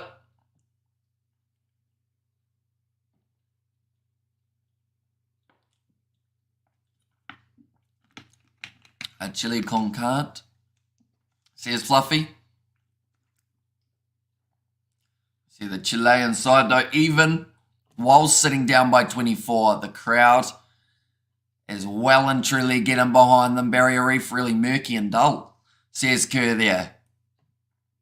This is going to sound like a dumb question, but Great Barrier Reef is in Sydney, isn't it? Or, I know it's in Australia, but whereabouts in Australia is it? Is it Sydney or is it somewhere else? Pumas disaster, vamos Chile, says Ben the Chilean Mari. And also, they will surely do it for the king. Then you will wake up, says JP. That is going to be another penalty going the way of Argentina at scrum time here. East coast of Oz, says Albert. Is Sydney on? Yes, it's in Sydney Harbour. Says Fluffy and 3:07 a.m. in New Zealand. Says Bad Boys, it certainly is. We are running off 3 hours of sleep. In fact, 5 hours of sleep in the last 2 days. So somehow we're still awake though. I think that's the more impressive thing for myself. North of Sydney, says Kerr. And Ken says Aiden and the east coast of Australia, says Stahl. And Norway, better to see the Northern Lights, says Peter. Now Augustine Crevi. Throw this one in for the Argentines. Now I should mention it is not going to be Julio Montoya off the bench for this game. Oh, that's a good shot coming in from Saavedra. Chile looking like they're up in the physicality here in the second half. Straight on to the ball. Very close to getting the turnover. But for now, Argentina will still have possession. Majos Crema passes the ball on the outside. Nicely flicked back in from Rodrigo Isgro.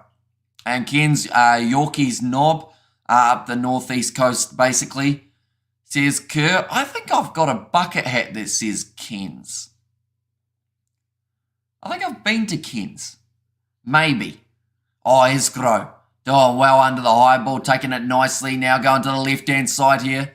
Thomas Kubeli goes off to Nicolas Sanchez to the left-hand side once more. Inside ball. Nicely cleaned up by Juan Mata Gonzalez. Looked like the Pumas keeping this ball flowing. And now the gap opens up the middle. Big run from Bogado. And he scores the try for the Argentines.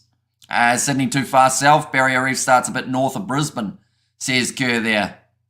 And every country in the world has its special places, says Starles.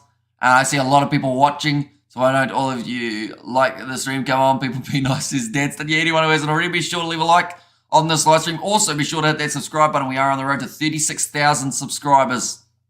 We are getting very close indeed. This crazy hours of World Cup is making me losing sleep, says Junior Ryder. Yeah, it's a rough sleep schedule at the moment for a lot of New Zealand viewers, but at the end of the competition, hopefully it's worth it. Cinti off now, says Gareth. Yeah, he did go off earlier on, so they brought on Juan Martin Gonzalez as the outside centre. And some has more thousands of years of history, says Penny Lane.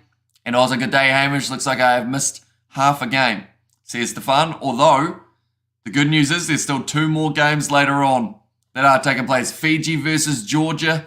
That is the next contest. That is kicking off in an hour and 35 minutes time. We will be starting that stream, though, in an hour and 20 minutes. And alongside that, there is also the matchup taking place between the Scottish and Romania a bit later on. If you don't go swimming in the Salties bathtub, then you won't go swimming in yours. Says Fluffy, and I speak for everyone when I say you have outdone yourself, mate, with the job you're doing. Says Danston, thank you very much, mate. Usually appreciate it. And also, do their snakes have anything on our black mambas, puffadas? Says Justin. You see, that's the thing. Going to Australia, you got to deal with the spiders, you got snakes, you got crocs. But yeah, as long as you don't get bitten by them, you're all right. That's the main thing. You can see them, but just don't touch them. I could have made a joke there, but I held back. I'm being very responsible for 3 a.m. I'm kicking it in behind for Argentina, Chile. Firing across to Ayarza. Breaks through the tackle attempt on Marcos Crema. Now slings it out to Galafulic. And number 12 for this game. We have got the... hopefully Chile can get some points on the board, says Ben the Chilean Maori. And then these sleepless nights will continue after the World Cup because of the ODI World Cup in India. Very true. And the URC firing back up alongside the Gallagher Premiership. There will be a knock-on from Nicolas Sanchez. Now counter-attacking chance for the Chileans. I should mention Luis has made his way onto the field. That is for Carrasco, who started at number 1 for Chile. This backline with Saavedra now. I just need experience handling a snake, says Kerr.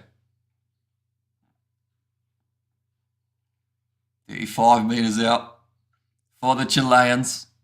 I'm so immature.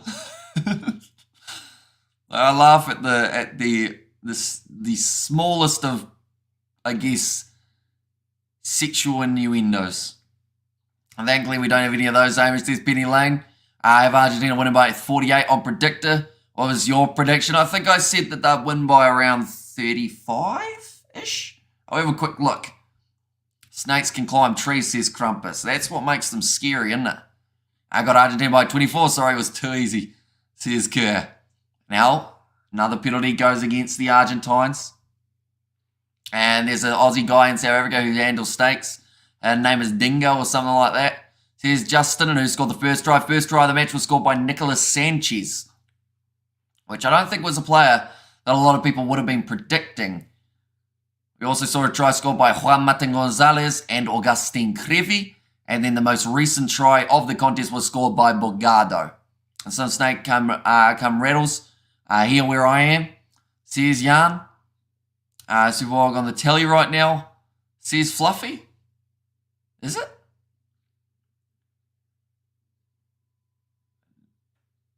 Oh, they've just said the narrowest country in the world is Chile with 64 kilometers across. That's about how far it is to our nearest KFC. Fun fact. That's still quite wide though. Like, not really compared to other countries, of course, but like, it would be a fun trip to walk one day. I'm sure people have done that in Chile, haven't they? Walk from one side to the other. It takes 2 to score. I've got a snake problem. Call my ex. She can't get enough of them, says Gareth. That sounds too familiar for myself, Gareth, as you know. Halloween parties, they're dangerous. It's coming up to Halloween as well. We're on the 1st of October here in New Zealand. Spooky times for a whole heap of reasons. Nice quick hands from Chile. Offloading the ball back inwards to Galafulic. I bet you don't die from a snake bite. There's anti-venom. Plus he says spider or snake. Just ignore, says Chronic. Oh, bit of push and shove there for Juan Martin Gonzalez. Crevi's coming in. He's very angry. He's not happy at all. Augustin Crevi, the veteran. And we have got there. I got 3 hours sleep last night too, Amish. I'm so tired now, can't keep my eyes open, says Jack. And Superwog's hilarious, says Gareth. Right, Paul Williams. I think he just wanted a little bit of order out there on the park. Right, sounds like they're saying that 2 escalator, which would be Augustin Crevi. Superwog bit data, but still funny, says Fluffy. Right, Paul Williams has said, very easy decision. Both teams wasting time. Anytime from now that it escalates, someone's going to get themselves sent off. Wales tiny. I bet our furthest extent is 200 kilometres, says Fleshin. So I think that's about me to Ashburton. I never understood a guy that grows up wanting to grab loads of snakes. Says Kerr. That's the thing. I feel like a snake, it would be the weirdest foot race. Mainly because snakes don't have feet. But like, I imagine getting chased by a snake would be absolutely the strangest experience you can think of. Although I think I'd rather get chased by a snake than a crocodile. In fact, I'd rather just get chased by none of them. I've always wondered how quick a snake is. How quick's a snake? Would I get caught by a snake? Be nice as well. I can run for like 10 seconds and then tire it out. We're in pre-season for cricket. I certainly have been feeling it. I'm the same confusion with the dentist who grows up wanting to finger people's mouths, says Kerr. I guess it's a good point. Oh, it's a nice pass. And now over the line, the try for the Chileans. Augusto Bombo scores the try here for Chile, or Bomé, I should say. I would love to go on a safari. South Africa, that's probably boring now, says Bad Boys. And 38 kilometres an hour. Nah, I ain't outrunning that then. Is that the quickest snake? Even the idea of a snake chasing you, I just don't like it. You know, like just slithering along. Just hissing at you. That's not a hiss, but you get it. I'm more afraid of magpies than snakes. I got dive bombed by a magpie at the golf course the other day, which is very unfortunate. And the thing is, I don't even think it had a nest. It just didn't like me. Must have saw how badly I was playing. Thought it was worth trying to take me out. Dud de Klerk. Fuff de Klerk ruled out for the rest of the World Cup with hamstring injury from training. Is that true, Jack? I'll have a look, but we'll see. Because the thing is, people have told me information before and then it's been wrong. What do we got? News on Fuff de Klerk.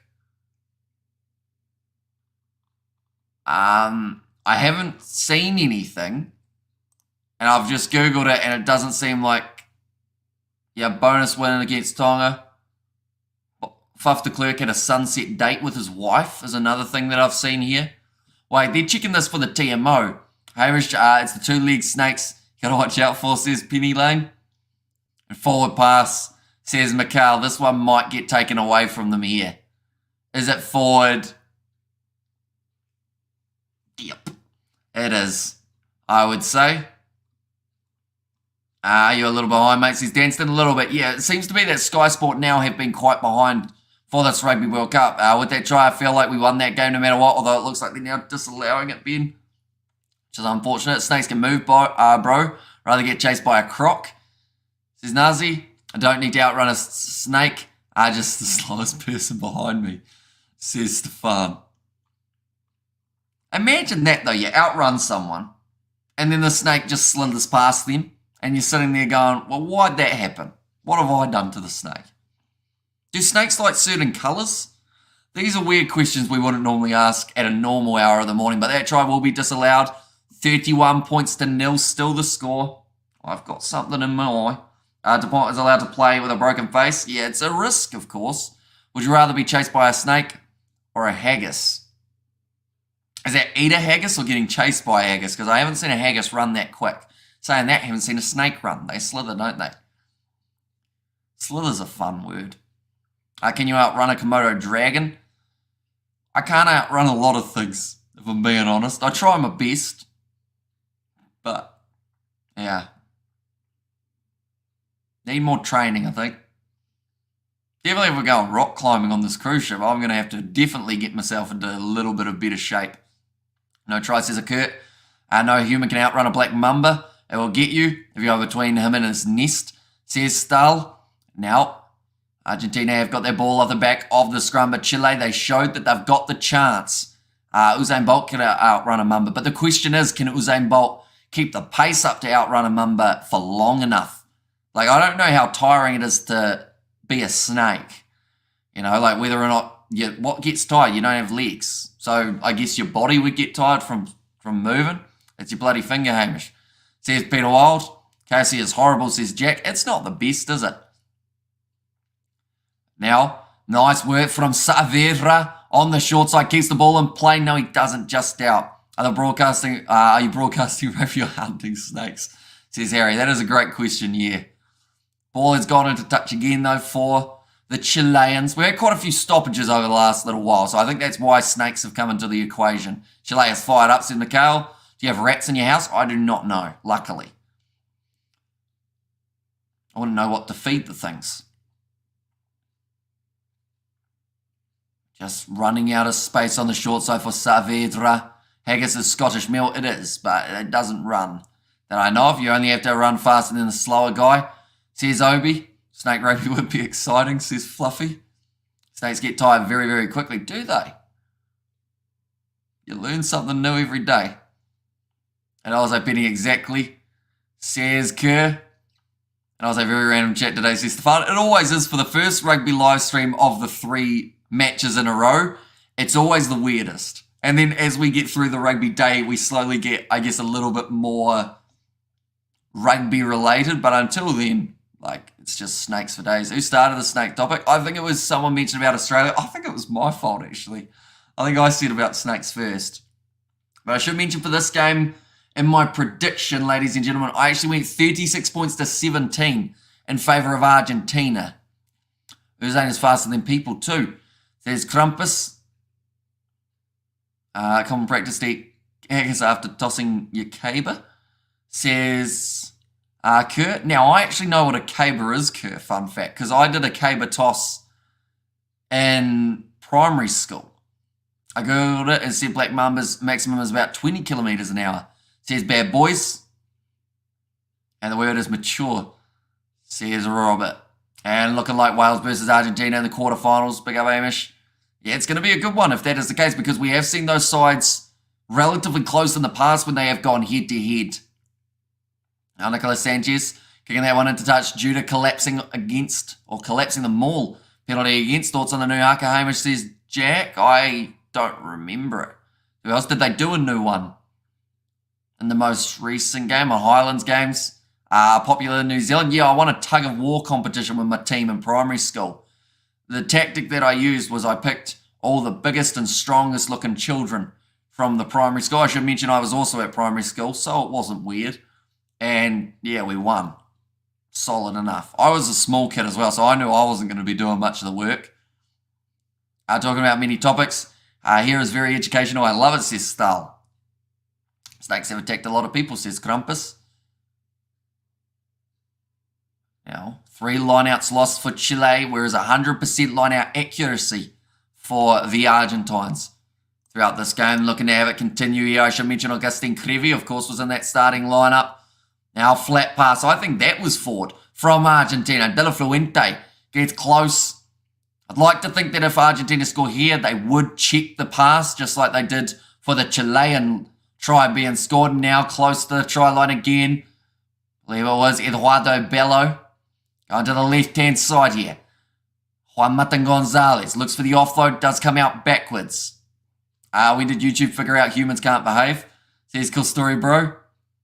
And also snake hunting, it seems. Also very good there. Snakes freeze, then try to hide from you, and then they flee. Says Jacqueline.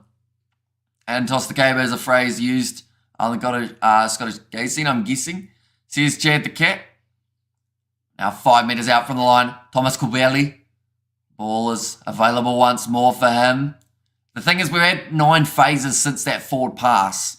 So I honestly don't think they'll go back far enough to check it. No advantage as well in favour of the Argentines. Now Juan Martin Gonzalez goes off to Joska Levy, who thought he was going to be able to go over the line. But they will go back for the penalty after the loose ball. Will it be a New Zealand versus Ireland quarterfinal? It does seem that way at the moment.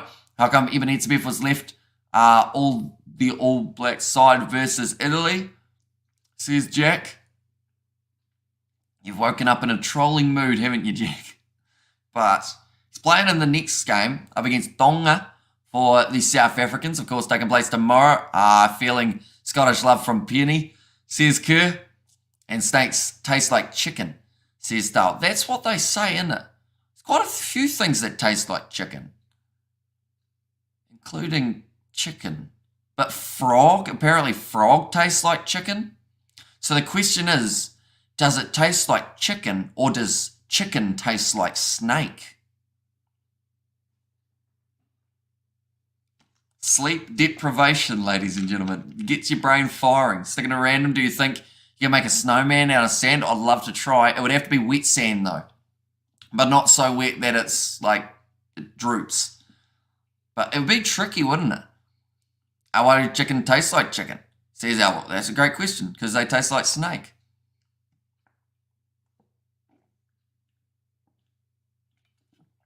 Thanks for the great show. Ken Stevenson in Poland as well, so shout out to you, mate. Thank you very much for tuning in, I should say. This rugby commentary is not very interesting and not like I used to listen to. From the Kiwi lad, says Gert.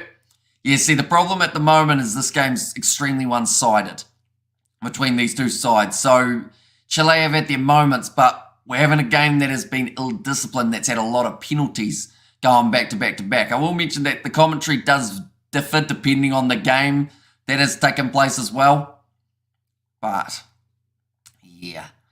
This one, I think because everyone wanted to see a good South American derby, and at the moment Argentina, because they scored so many early points and they've already got that bonus point, I think a lot of people are looking at that next game between Fiji and Georgia as the one that could be the close one of the weekend. Good evening, everyone, says Gustavo. Black Mama can reach 9 kilometres an hour. It tastes like chicken, says Tinker. And also, hello, Kiwi lads. Another day of Rugby World Cup, says Blues Nate. Welcome in, mate. Once again, I'm having streaming difficulties with the game, says Gus. Hopefully it is all sorted for you. Like I mentioned, 3 games back to back to back taking place today. Marcos Crema, big deep breath taken after being subbed off the field. Do the Kiwi lads think the ABs are back after that big score? Not at all, no. They've got to put together a few more performances before they start getting overconfident. Like 20 minutes remaining. Scrum feed on the halfway line here for Chile. Fernandez is that first receiver. Galafulich on his outside. Now breaking off the back here. Martinez bumps through one. Almost got through the second challenge. And AB's never left, son. Says Obi. Hamish, are you married? Says Benny. I am not. No, I'm single at the moment. Yeah. Don't get out of the house much because I'm normally sleeping during the day. Now, Yaza, looks like there's an Argentinian injury off to the right-hand side here. Hopefully he will be all right to continue. We've already seen Lucio Cinti get injured a little bit earlier on. Now, nice line break again here from Saavedra. And he's dropped the ball again, though. Now, loose ball. Argentina clean it up. Will now be, hang on, Cinti's back out there. Who did Juan Martin Gonzalez go on the field for? And if it wasn't Cinti, did they try and say Cinti was an HIA perhaps so that he could come back out? And also, we look there, Eddie Kiwi lad has a lot of stories, less rugby. Says Marius there. Hamish married a local chicken, but she turned out to be a complete snake. Says Jad the cat. It looks like it was a head-on-head collision between Detas. Trying to work out who that Argentine player is. I think it was Juan. No, it shouldn't be Juan Emoff. He'd be a long way off his wing if it was him. Nice breaking through there. See the disappointment on the face of Saavedra. He was very close to getting that opportunity. Score that first try for Chile. They have been close about 3 times throughout this matchup. Just seems to be that last little inch they haven't been able to get right. Okay, they're just talking about the fact that there's a player who wasn't named in the first 33-man squad. And my fantasy team needs Cinti back on. Well, I think he is back out there. Oh, it was actually Juan Emoff. He was a long way off his wing. I want to go fishing in New Zealand, water all around. Said it's Style and Hamish. At what age you will be looking for marriage? Says Cody. Well, at first I'd have to get a girlfriend. That would be a good start. But yeah, just whenever, you know, I'm always open to adapting to times. You need to get stuff ready by. That sounds weird. What do kiwi birds taste like? Says Gareth. I don't think you're allowed to eat kiwis, unfortunately, if that's the one that you're referring to. Can you cry underwater? Says Stephen. I think that you could. It'd just be very wet and dry at the same time. Never get married, says Obi. Probably talking the girls to Giff. or to death while he's single, says Marius. Now 22 metres out from their own line here, Argentina, another scrum feed. 19 minutes remaining. Nicely fed in now by the replacement Lautaro Bazan-Velez. I said a bronze medalist from the Tokyo Olympics. Nicely taken just inside of the Chilean half by Fernandez, who had to push his own teammate out of the way. And no human can cry underwater, says Jacqueline. Feel like that's a test. Oh, it's kicked out on the full from Chile again. It's just those little errors, whether it's the knock-on or whether it is going to be the kicking it out. We've got there, Muddenbird does, says Obi. And also, we have got there, I'm in Yes USA. So I learn more about rugby on the Kiwi Lads channel. Hamish explains the game, says Robert. In 21 minutes in the second half and only 7 conceded, with a few chances squandered by Chile. Yeah, if they had scored 1 or 2 of these chances, they could have been a lot closer in the second half. But they're doing pretty well since that 20-minute mark here, Chile. The last 40 minutes of this game, they have only conceded 1 try. And sheep shearing would be a good place to meet a partner, says Kerr. Now Bazan-Velez. Can you use this one off the back on the halfway line? To the right-hand side for the Argentines. Falling into that tackle was Lucio Cinti now with a pick and go for Bazan-Velez. Another penalty advantage by the sounds of it, says Paul Williams. Oh no, he says that it was going to be all right. Now around this side, Matias Alemano, another pick and go for Los Pumas, sitting 25 metres out from the line. And average head injuries from hip bones. Riddle me that, World Rugby, says Chad the Cat. Yeah, I mean, you're not going to be able to put anything over people's hip bones, unfortunately. They just got to either pick whether they're going a little bit higher in the tackle, but still not round the neck, or go around the bootlaces. Many relationships have started and ended in a wool shed, says Fluffy. Now 17 minutes. So on the clock, Bazan-Velez, beautiful inside ball. Rodrigo Isgro charging from the 7 side of things and gets over the try line. And now manages another one. What would a cheer look like if your knees bent the other way?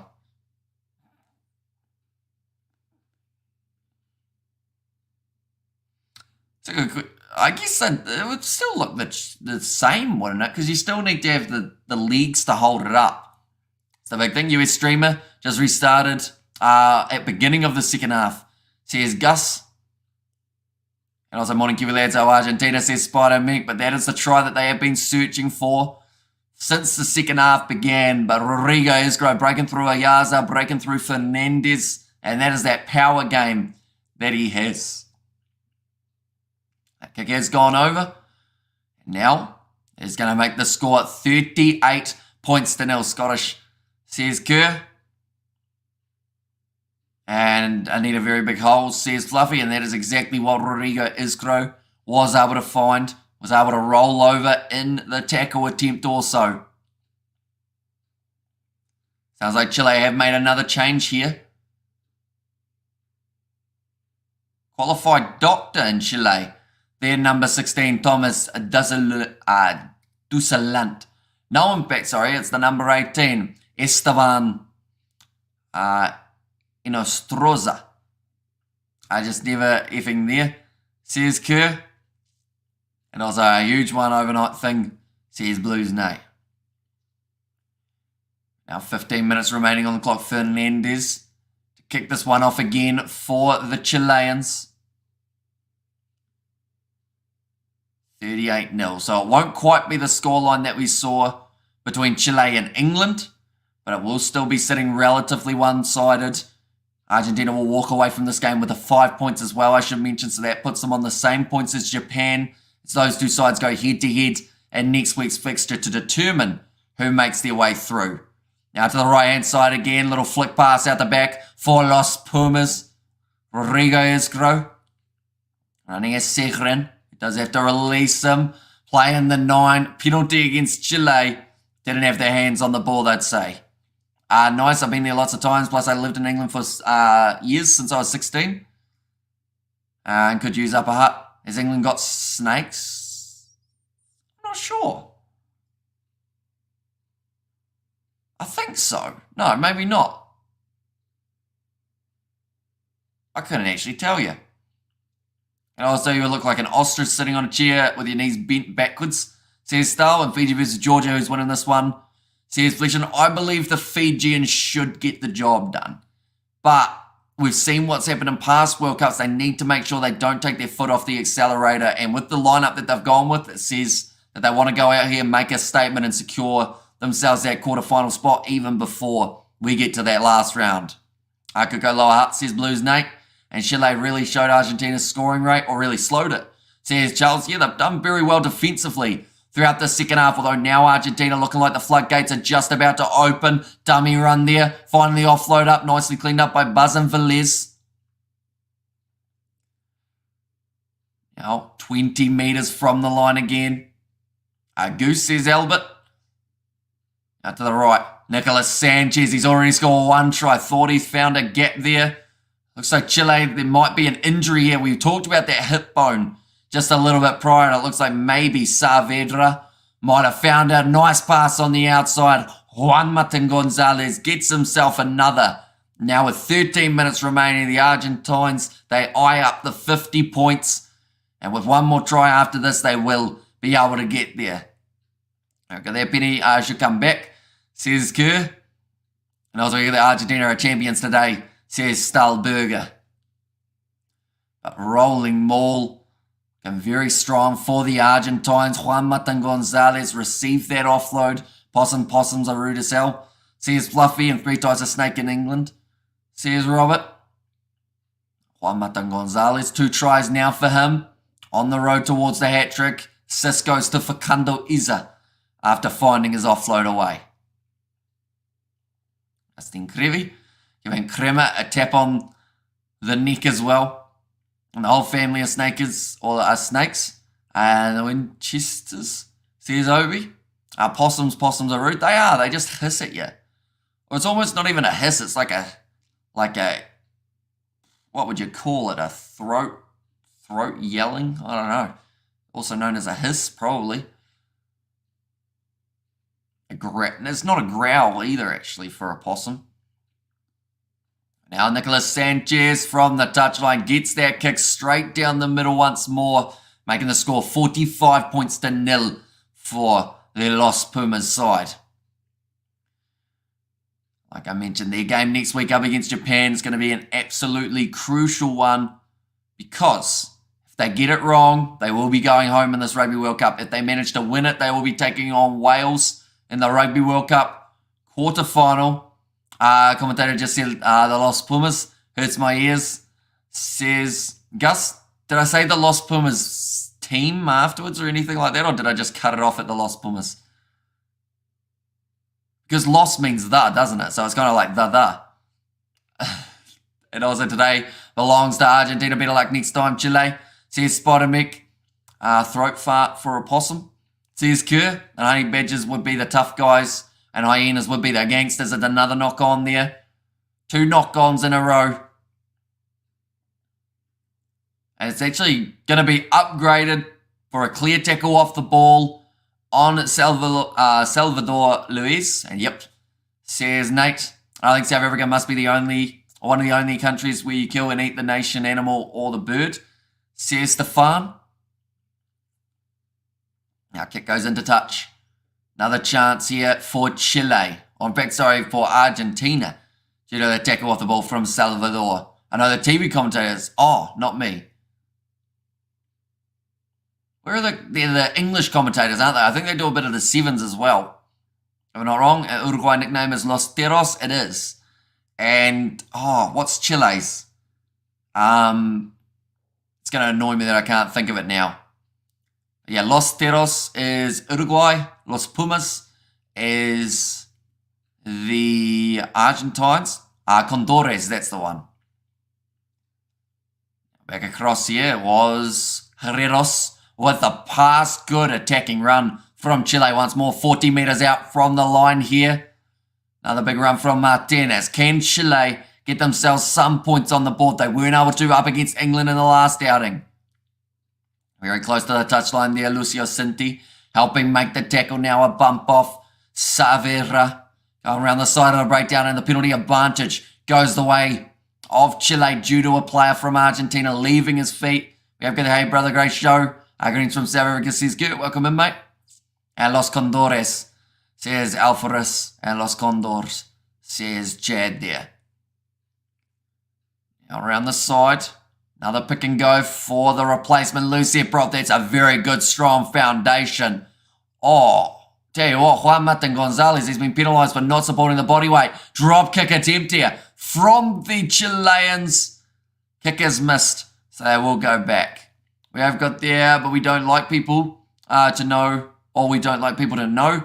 So they live in secret. John Cena learned from the Scottish Unicorns, says Kerr. And also we have got there, Penny, you like beta males, so I assume that is from Obi. Unicorn, a myth, says Spider Mech. Paul Williams calling for the ball. Currently 8.5 minutes remaining in this match. It is pretty much summarised who will win. But the question mark still is, can Chile get themselves a try? They've kicked for the corner rather than going for the 3 points here. I saw a unicorn today, says Fluffy.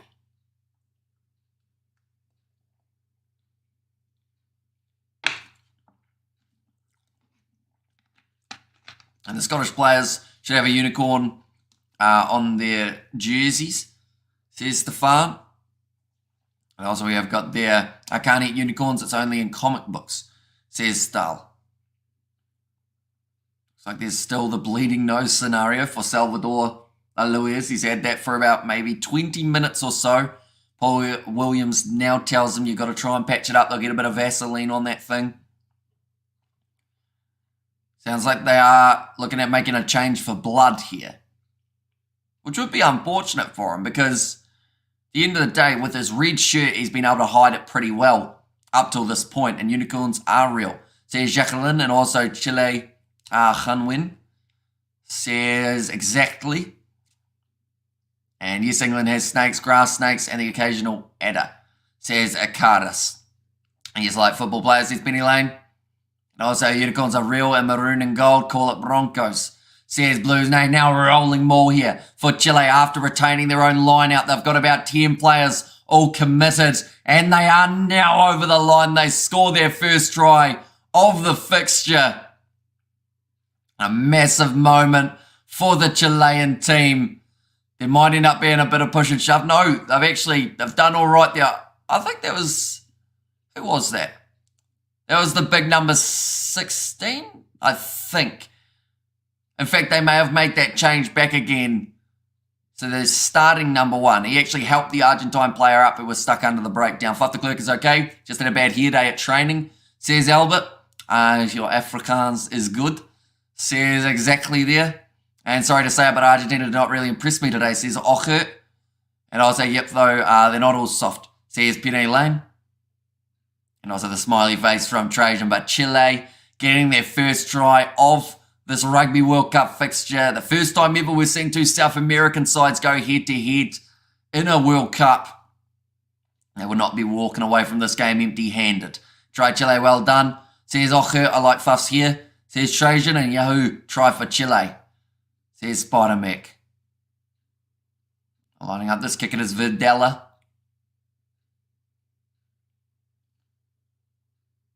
And the kick has gone away to the right. The crowd are still heavily cheering. It may not have quite hit the distance for it either. Anyway, they're all around on the ground.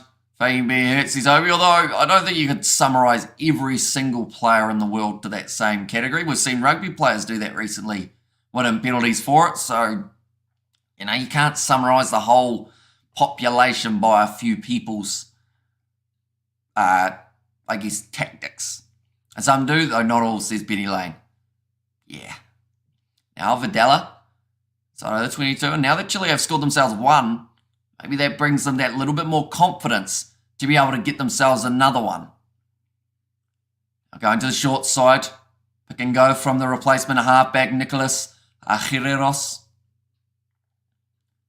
Who's next? Kiwi Lads says Spider-Man. The next game will be Georgia versus Fiji, and that game is going to be starting in 1 hour's time. That is when the kickoff is. We are starting 25 minutes before the game though, so it will be 4:20 New Zealand time, how many tries, boys, says Mike. So far we have seen Chile get themselves 1. And then for Argentina, they are sitting with the 6 tries so far throughout this game. I should also mention Nicolas Sanchez, 100% kicking accuracy throughout this contest. Now another line break. Juan Mata Gonzalez finds the offload away. Los Pumas, another chance to get over the try line. Nice break. I think that was Bazan Velez once more. Paul Williams almost ended up getting hit with the ball there. I want chocolate, says Kerr. I had a Kit Kat yesterday and it was quite nice. That probably doesn't help you, sorry Kerr. Mentioning that I had chocolate and that it was not. That was a real mean move from myself, wasn't it? Now Bajado puts it up at the line. Does end up losing that ball in the breakdown, but they will go back for the initial penalty. Arm from Middle Earth, fair lady, says Obi. And also, I would break your legs, Trajan, says Krampus. Are they too soft for me? I'll break their necks, says Trajan. How many fingers, says Kerr.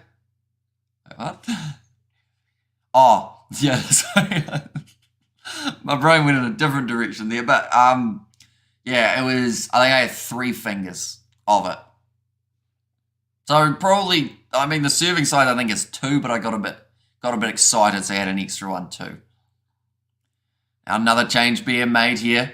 There's going to be Santiago Carreras makes his way onto the field to replace Nicolas Sanchez, who's had an absolutely brilliant game, kicking meters 389, 20 points being scored by him individually, including his try, and also the meters made 74 throughout this fixture. 4 minutes remaining. Will be Inacio Ruiz.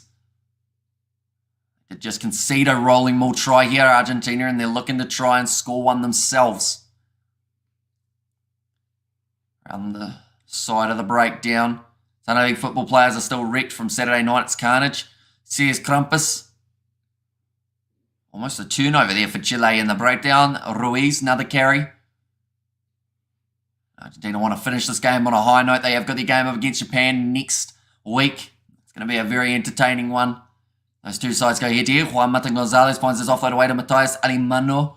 The thing is, could Juan Martin Gonzalez, after the performance he's had here, could he play 6 and Matera goes to number 8 perhaps? Is it over yet, says PG Islander? Not quite. So a little bit longer this time, Argentina get over. Believe there was Michael Vivas. No, in fact, it was Inacio Ruiz who made it over the line. So we do not need anti-venom. We just pee on the bite and keep on playing rugby, says Stefan. Isn't it a jellyfish sting that you're supposed to pee on rather than a snake bite? Like, I feel like all you've done is made the guy wet as well as still poisoned. Nice carry from Inacio Ruiz, having a real impact since making his way onto the field. He's probably a player who won't get a huge amount of game time throughout this Rugby World Cup competition, but in the moments when it mattered, he has been able to step up just that little bit. Carreras gets that kick over, and that is now going to make the score 52 points to 5. So the Pumas are able to bring up the half century. We do the same to all bites and stings, says Stefan. So you're telling me if a mosquito bites you, someone just whips it out and just straight on it, and just for fun. Depends sometimes. There are teams who are short on players. We jump on, helps them out 3 games in a day. And also we have got there, Hamish, you are correct. That is for jellyfish and snake bite. I pee on it first and try to suck out the venom, says Fiji. Yeah, that would be an unfortunate order, wouldn't it? I had a relationship with a jellyfish. She was into water sports. Turned out to be a complete snake, though, says Chad the Cat. Or Chad the Cat, I should say. And imagine if New Zealand versus South Africa final, this chat will need slow-mo, says Obi. It's a knock-on there from Chile. So the advantage now to Argentina once more. Santiago Carreras fires it across to the left-hand side. The replacement, Juan Martin Gonzalez, getting involved as well. Now, nice run. Going back on the inside to Martin Gonzalez. Carreras has thrown through down the wing again. And the Argentines scored twice within a minute. It's not good for the Chileans. It seems like in this last couple of minutes they have taken their foot off the gas drastically and it's hurt them. Okay, that's a German thing, says Robert. It seems like Chile are concentrating on the man. and not the ball. That ball was loose at least twice, and they waited, could have turned it over. Says Oku. Also, there's a guy that is immune to snake bites. He started by administering tiny doses, then increasing it. Says Trajan. You can't suck out venom from a snake bite. People, please get real, says Jacqueline. Nice try for Santiago Herreras. Now he's got the chance to kick this one, and I believe by the time he gets the kick over, will be the end of the game between these two sides. 8 tries from Argentina, though, throughout this match. Herreras currently sitting 1 from 1. Lining up this kick now. And in fact, if he gets this kick over, that would be every kick of the match for the Argentinian or other Argentinians would have gone over, and it's straight down the middle once more. That will be the end of this fixture now, ladies and gentlemen. Argentina having a comfortable victory in the end, 59 points to 5. And good hands, Pumas, says Gus. And also we have got there in Bratislava, Slovakia, planning lessons for Monday, listening to the banter going on, both spoken and written. So cool, keep it up. Says NZ Puddle, thank you very much. We'll be covering the Grand Prix. Says Kerr, I honestly do not know much about the cars overall. Isaac knows a thing or two about vehicles. But yeah, myself, I only, like I said yesterday, I only know a car because of the colour. Like, other than that, I have no idea about makes, models, anything like that. We have got there, you need to sap, or the sap of a fat plant growing on most dunes next to the beach, says Stull. Thank you very much, good show. Says Eric there. So I should mention the next live stream that we have got just around the corner, ladies and gents, will be Fiji versus Georgia. Reffing again, says Charles. I don't think you can equate 54 extra points to the refereeing in this game, Charles. Like, if that's the narrative you want to write, the whole way through this World Cup, you go for it. But at the end of the day, 54 different points speak for themselves. Never do Ferrari, don't worry. Says Girl, I think Isaac would have loved that joke as well. And HG staying on for the next game, says Trajan. We certainly are. So the next game is starting in 30 minutes time. Or we are starting our live stream anyway in 30 minutes time. And then from there, we are going to be doing the build-up for 25 minutes straight into kickoff. Should be very exciting one. Game or having a break, then come back, says Trajan. So we've got a little bit of a break. So the next contest will be kicking off in 55 minutes time. But like I said, we will be coming back in 30 minutes. Have a little bit of the build-up for Fiji versus Georgia. Should be a very awesome game. But I do thank you all very much for being here for these live streams. They are at the middle of the night here in New Zealand. Also, anyone else wondering what other games are taking place this weekend? After that one, there is Scotland versus Romania, and then Australia versus Portugal and South Africa, Tonga, will be the 2 games taking place on the Monday morning. But yeah, it's going to be an entertaining final round of the Rugby World Cup. Georgia, they will have their game up against... No, sorry, Georgia almost won't have a game. Now I think about it. They play Wales. Japan are going up against Argentina.